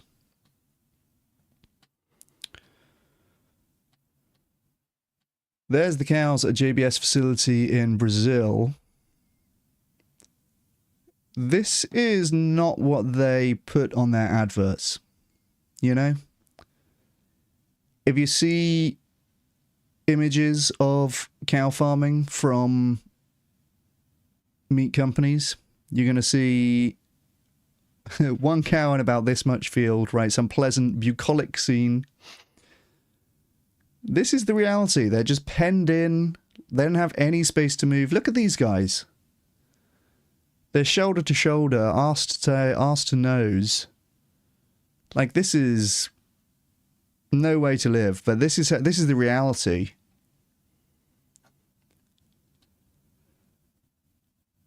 So let's see. They're going to get their asses sued by Greenpeace. Greenpeace kind of old school. Yeah, I don't really hear that much about Greenpeace, but like this is a cool move from them. Greenpeace got very like 90s Phoebe Buffet vibes. But this is pretty base, so let's see. The world's biggest meat company, JBS, faces a landmark legal challenge to disclose how its $6 billion global expansion plan is compatible with responsibilities to the climate, nature, and human rights. Courts in the Netherlands, where JBS is headquartered. Well, that's interesting. I assumed it was in Brazil. Is it not a Brazilian company? Headquarters in the Netherlands. All right. Courts in the Netherlands, where JBS headquarters, will assess the petition filed by Greenpeace for information on whether the company is compliant with Dutch laws on duty of care, as well as its own publicly stated commitments. Lawyers said the case opened a new frontier in the fight against climate change, potentially creating a precedent for legal challenges against the agriculture sector, which is the biggest cause of deforestation and a major source of methane emissions. Oof, that'd be tasty. A precedent for legal challenges against the agriculture sector. Oof, that'd be tasty. You know, my main thing that I came away from that fucking Kopi Kagega article thinking, I would love these people to face some consequences. I would love that Pekka Pesonen person to go to prison. This is a bad person. Like, this is somebody who's lying to politicians, lying to the public, knowingly exacerbating climate change. Now he's just skipped off and he's some sort of minister in Finland. Like, that's not right. Well, that guy needs to face some consequences. This is a bad person doing bad things. So I would love a bit of legal precedent. And, you know, this would be a lovely thing as well, because it would really chill a lot of people from fucking around. There's been far too much fucking around and nowhere near enough finding out for the meat industry and its lobbyists. I think one or two people facing some serious legal consequences, one or two big companies getting slapped with massive fines, one or two people being shamed and ideally sent to prison.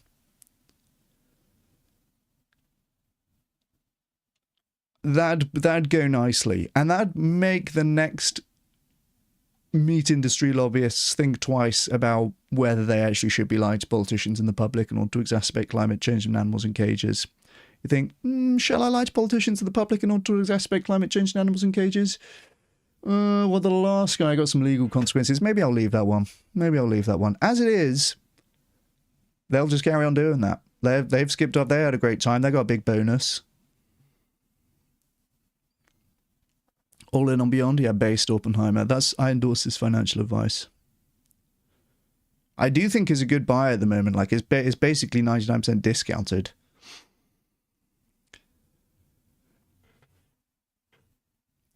The primary objective is to challenge JBS's business model and expansion model, says Richard Brown, legal counsel at Greenpeace International. We have a suspicion that they're flying blind and not pulling together the information that they need to understand the impacts. Yeah, I mean, I would be very surprised if they had done a proper vetting to understand the environmental impacts of this expansion. Like, they just want to fucking make more money, right? They haven't done or respected any environmental evaluations before doing this. But this is interesting. There seems to be like a specific Dutch thing where there's laws about duty of care. So I don't know how much this applies to other countries or companies. Let's see. He said the request for information in a preliminary stage towards filing formal litigation against... Oh, pardon me. He said the request for information is a preliminary stage towards filing formal litigation against the multinational meat company. Until now, similar lawsuits have only been filed against fossil fuel companies. Last month, a Paris court ruled that the French oil company Total Energies must disclose the climate risks linked to emissions from its oil and gas products and set out plans to address them in a case brought by NGOs and the city of Paris, but did not order specific measures such as limiting overseas exploration and production. Okay. So there's some recent precedent for a similar thing for fossil fuel companies. That's a good sign. I mean, there needs to be more of this.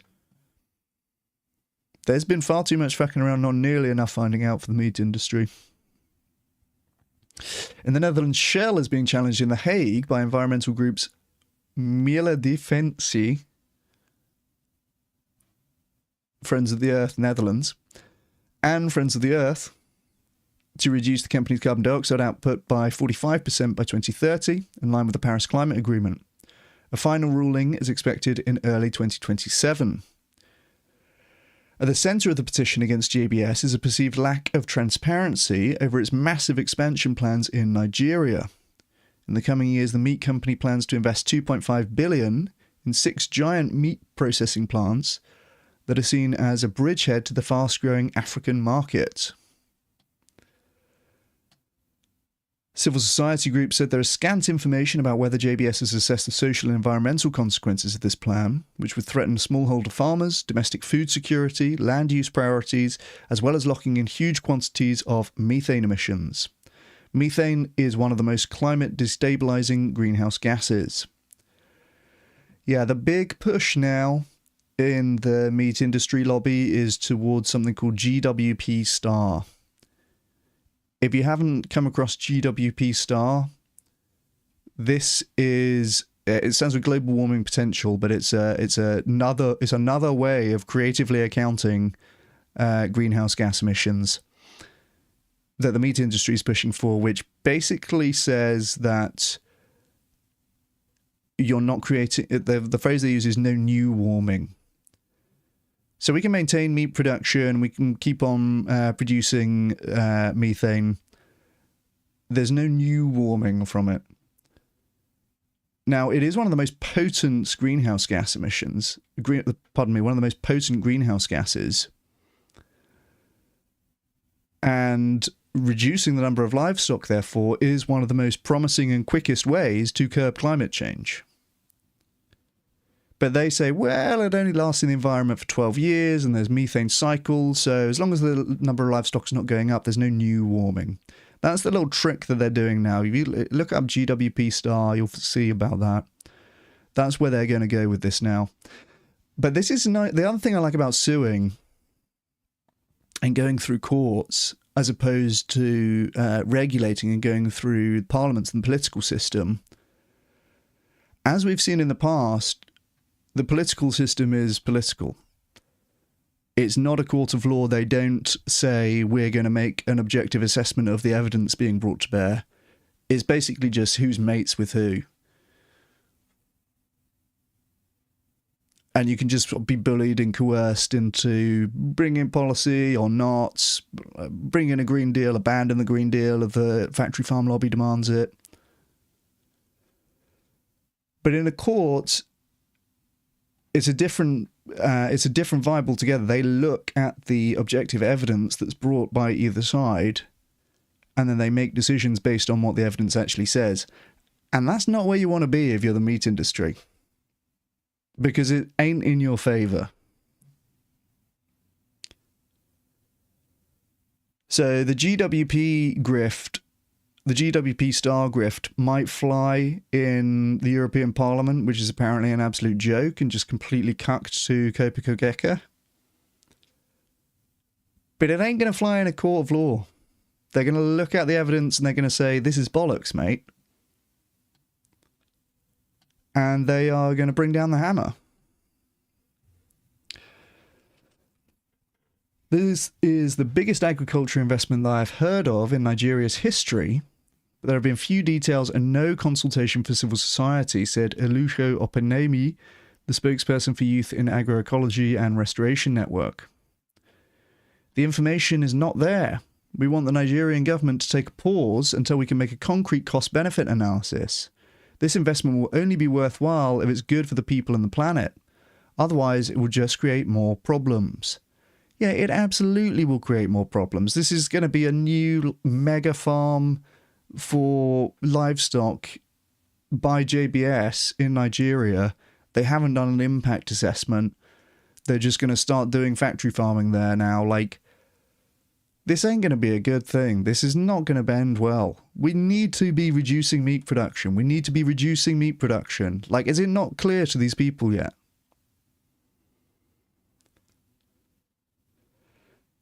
To illustrate the risks, he said the Niger state government has already promised 1.2 million hectares to JBS. JBS, which was founded in Brazil in 1953, moved its headquarters to the Netherlands last year as part of its strategy to list on the New York Stock Exchange. The shift allowed the company to tap international financial markets for expansion funds and to enable the founding families, Batista brothers, Josley and Wesley Batista, to significantly raise their ownership stake. Okay, interesting. Well, this looks like a bit of an own goal then, hey. They moved the headquarters last year to the Netherlands. It was from Brazil. They moved the headquarters last year to the Netherlands so that they could access more financing and list on the New York Stock Exchange.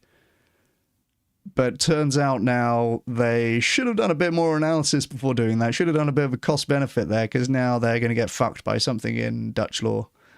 You love to see it. You love to see it. But the move to Europe also exposed the company to more rigorous transparency rules.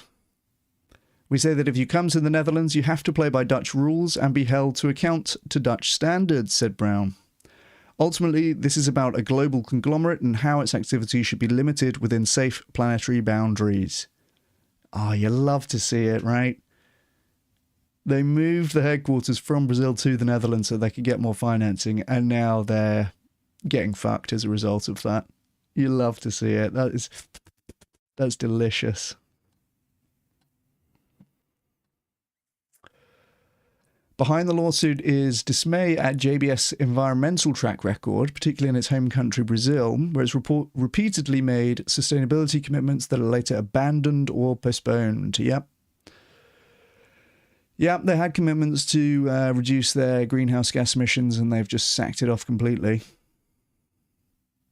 Oh, look, we're going to go on to read about this. Beef production is the primary driver of deforestation, as trees are cleared to raise cattle, and scientists warn this has pushed the Amazon close to a tipping point that would accelerate its shift from a carbon sink into a carbon emitter.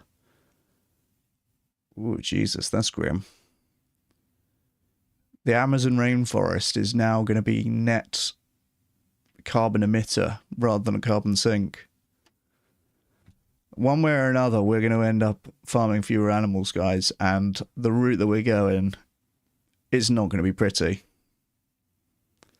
We might end up farming fewer animals because there's massive famine that happens.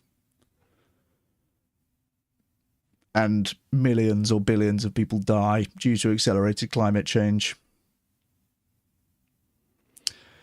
That is one route that's looking incredibly more likely. JBS, which dominates the Brazilian cattle market, promised to address this with a commitment to clean up its beef supply in the region by the end of 2025. Okay, here we are halfway through 2026. Did that happen? But The Guardian and its investigative partners revealed last year that JBS would break its promise. Shock. I'm shocked to learn this. JBS then failed to meet its year-end deadline and has since scrapped its net zero by 2040 pledge. Yeah, just sack it off. We're not doing that anymore. Yeah, we said we were going to stop polluting so much. Fuck, we're not doing that anymore. We'll sack that off. This latest sustainability report also excluded the calculations of indirect emissions, primarily methane, from cows, which are a primary component of JBS's climate impact. Yeah. This latest sustainability report. What does your company mainly do? We mainly farm cows. Okay. So I would have thought that's quite a big chunk of your emissions then from all the cow farming that you do. Yeah, but we don't include the methane emissions in our reporting. Oh, right. That must help considerably. It does. It does, yeah. We just don't include it. Oh, brilliant. Fuck me, I hope they lose this lawsuit. Marieke Vellekoop, the executive director of Greenpeace Netherlands, said that the NGO had been left with no choice but to seek our right to information through the Dutch courts. Opiemi said Nigeria needed transparency from JBS to ensure the full consequences of its planned investment can be calculated for the people, the environment, and the wider region. Once JBS has a foothold in Nigeria, then it can encroach across Africa. That's why the Nigerian government has to get this right, he said. The court case is helpful so we can get clarity. In an email from the Guardian, in an email to the Guardian, JBS said it does not comment on potential legal proceedings of which it has not been notified. Okay. So early stages. But yeah, Greenpeace is going to sue JBS. Love this.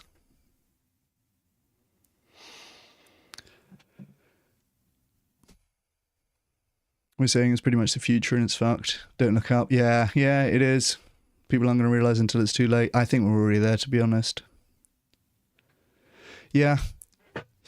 Look, it's not a pretty picture for humanity. I do think it's basically a good thing on net, though, if you consider the impact on animals. Like, at the moment, I think that every day is pretty much a disaster. With the extent of factory farming that goes on, just the sheer scale of suffering of animals on factory farms. On net, every single day would be better if it didn't happen.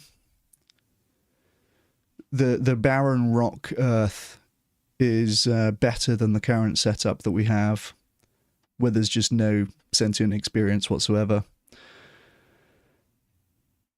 It's not going to be pretty from our perspectives, you know, us with our families and lives and hopes and dreams and fears and things that we want to achieve and projects and, you know, loved ones and everything else. It's going to be bad. It's going to be,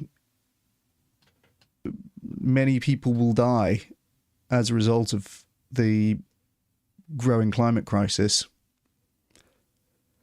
But from a sort of objective, net, utilitarian perspective, like, every day is a disaster at the moment.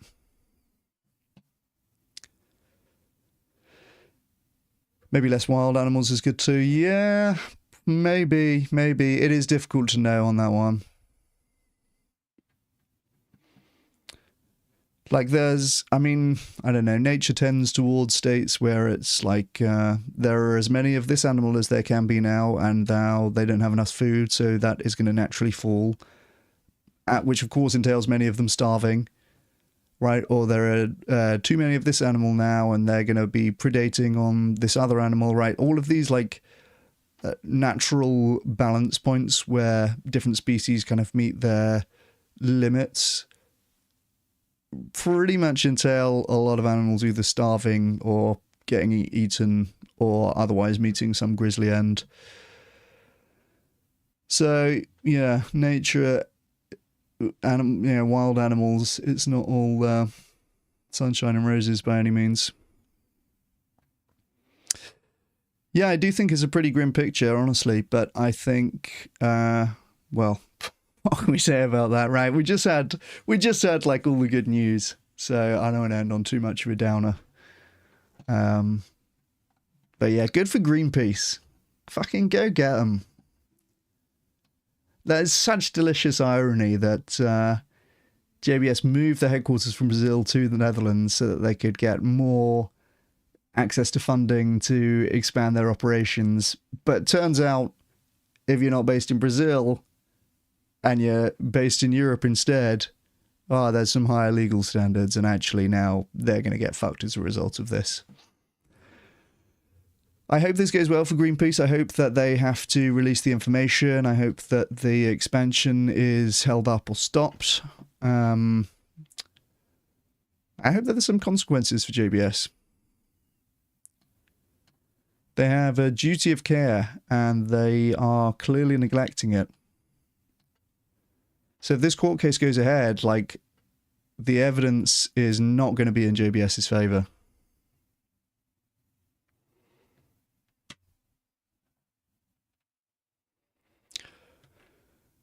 So there you go. Listen, I'm going to put something together about the big plant-based comeback. I really do think we're at the bottom of a mountain, and it's all up from here. Paul Wood won't bet against it. He could have made an easy $100, but he didn't want to bet against it. He said that he thinks that plant-based meat consumption is going to go up. Well, I'm glad we're in agreement on that, Bullwood.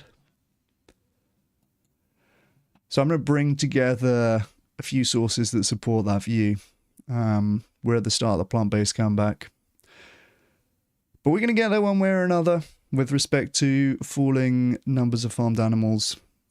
Let's hope that it's the more peaceful route for all of us. But yeah, one way or another, in 50 years' time, we are not going to be farming animals anywhere like the scale that we're doing that today. So keep fighting the good fight, you know, keep pushing things in the right direction. It's on us to bring all of this horrible business to an end sooner rather than later.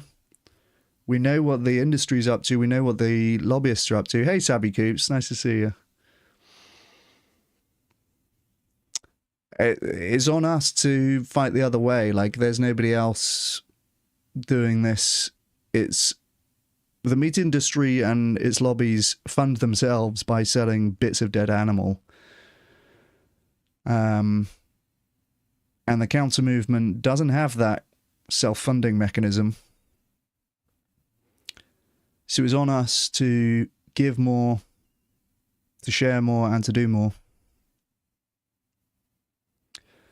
Should we do a little bit of fast action to finish up? Let's do a little bit of this.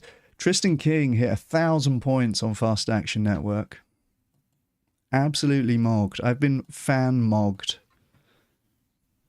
by Tristan King.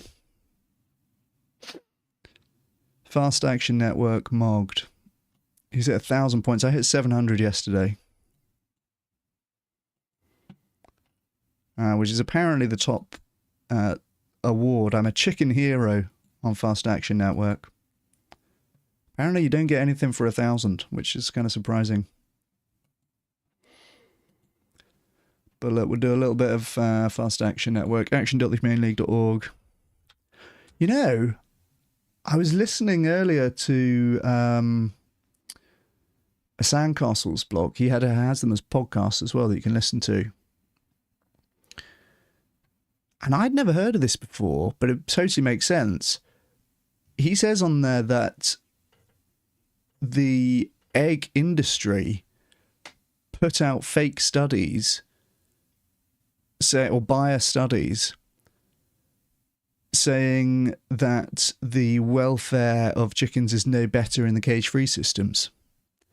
And that's a bit of a myth that resonates around still today. We saw that PETA report not too long ago that I spoke to VPM about. And apparently some of the studies that they're citing in there are just these completely discredited egg industry studies that they put out because they didn't want to have to adopt the more expensive cage-free systems.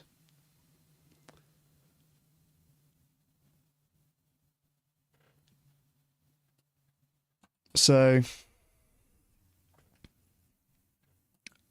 I need to look more into that, but I can totally believe it. What am I doing here? I'm leaving a negative review.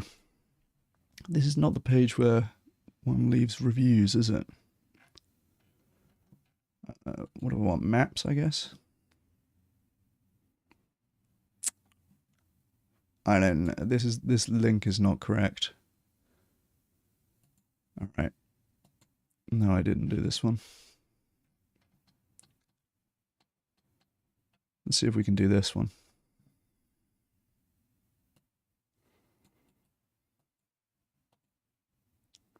Oh, here we go.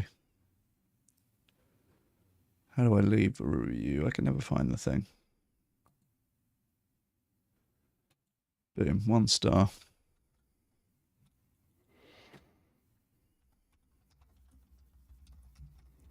Stop abusing chickens! You bastards, have a 1 star from me.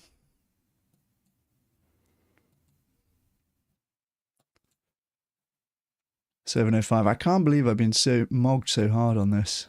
I can't believe Tristan King got to 1,000. That guy is on fire.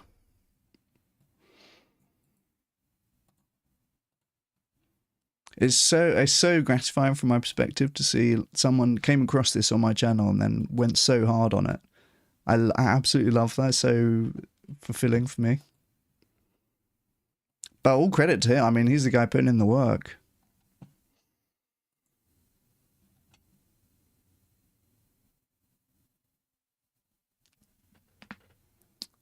Yeah, ASAP is that's Faraz Hosseini's organization, right?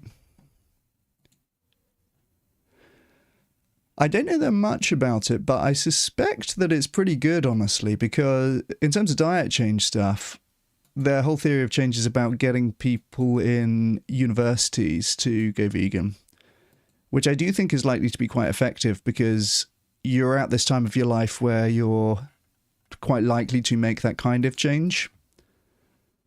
And it's also, well, first of all, it's high impact because you have a lot of years of life ahead of you. Right? There's some organizations that are like, I've come across organizations before that are like trying to get OAPs to go vegan, and I'm a little bit like, yeah, they probably don't have that long until they're checking out, to be fair. So it totally makes it, it's kind of horrible to say, right, but it's true. So it totally makes sense to me that, aiming to persuade younger people is a good idea. I don't know that much about the ASAP organization, but Faraz Hosseini seems like really effective at what he does and, a good bloke. So I think that the theory of change is pretty good. I think that he is very competent, and that counts for a lot, just having a competent leader like that. So yeah, I think that's probably not bad at all. And I think there's a good reason to be kind of diversified in your giving as well. You don't want to be putting, to use a speciesist term phrase, you don't want to be putting all your eggs in one basket.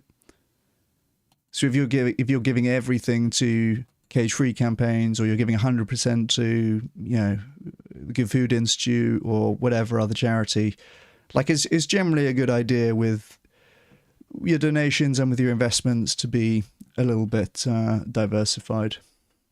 Unless you're putting everything in Beyond Meat, in which case it's based.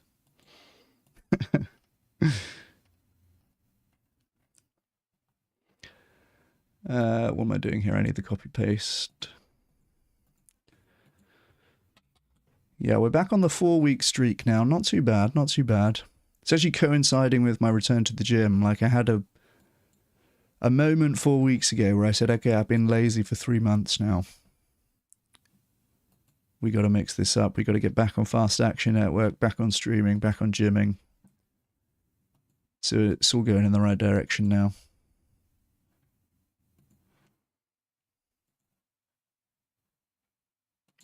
Why isn't this letting me? Oh, no thanks. Decline. Let me not dox my details here.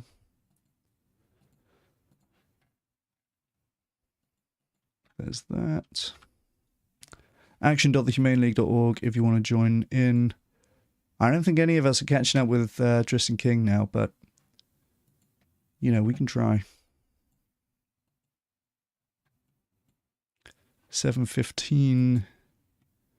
Now Facebook comment for 0 points, but, we still fuck with it. I'm getting quite sweary. I probably shouldn't swear, so I'm going to get the stream demonetized. I think that counts. Bad habit. Bad habit. I think that's me for now, then. I'll just check again that this one didn't work.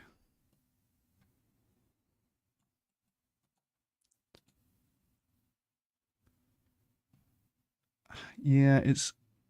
Maybe if I click on that, no, it's just going to take me to... Maybe if I search for that...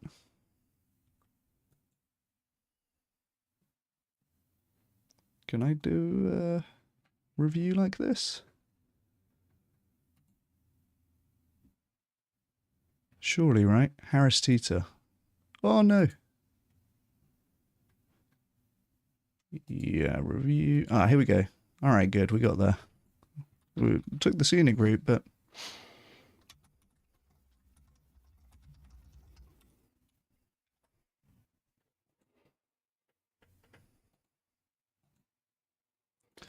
Boom. 7:18. All right. Don't put your Just Egg in one shopping cart yet, True Bandit. Yeah, that's not a bad shout, Papaya Thief. I might try and get her, Faraz on. Faraz, I nearly said. Faraz Hosseini is his name. W. Tristan King, true. We love TK. TK Max, I call him. I don't. Is there a pet-friendly idiom for the eggs basket thing? Oh, yeah. Put your berries in one bowl, that's a nice one. Yeah, that PETA language policing thing. I mean, let's be honest, I was a little bit cringe. I don't care too much about the phraseology stuff. I think we got bigger fish to fry, personally. But there you go, that's just me. I'm not that woke, honestly. Outside of veganism, I'm not that woke. But that's just me. I think veganism just fucking makes sense, but I think a lot of the other stuff, like, I don't know, I can kind of see the long-term argument for these things, but it's something like, oh, it kind of normalizes, and maybe in the long term that causes, right? But it's like, there's actually knives in throats right now, so like probably let's just focus on that. I think it's probably all publicity is good publicity for Stretchy. Yeah, I mean, they do seem to get their fair share of publicity. Yeah, who knows? I mean, look, it's if we ran it down, they're not wrong, but it's just too cringe for me. I don't know. Right. I'm going to call it there, guys. Jeez, it's quite late. It's midnight. My wife must be pissed. But there you go. JBS getting their asses sued. Oatly revenue up, beating expectations. 60% of Americans saying that they'd be up for eating less meat and more beans.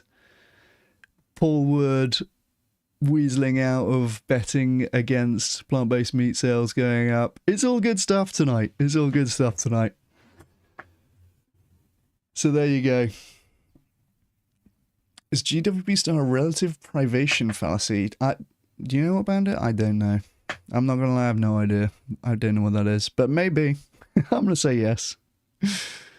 It's some bullshit, I can tell you that. Quite literally, in fact. Not as bad as something else, therefore it's not bad. Okay.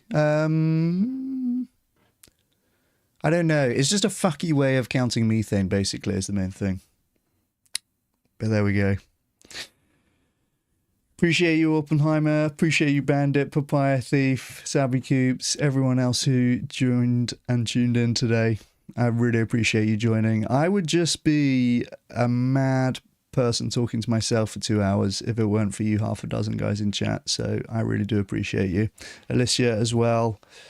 And everyone else who was here throughout. Really appreciate you joining, chatting. Did that LinkedIn guy respond? Let's have a little look quickly. Oh yeah, I did say I'd give him a nudge if not. Well, you know what? I feel like he's already conceded it now. He hasn't responded to me, but fuck him. Appreciate you guys, and I will see you guys next stream. Thank you so much for watching. Cheers.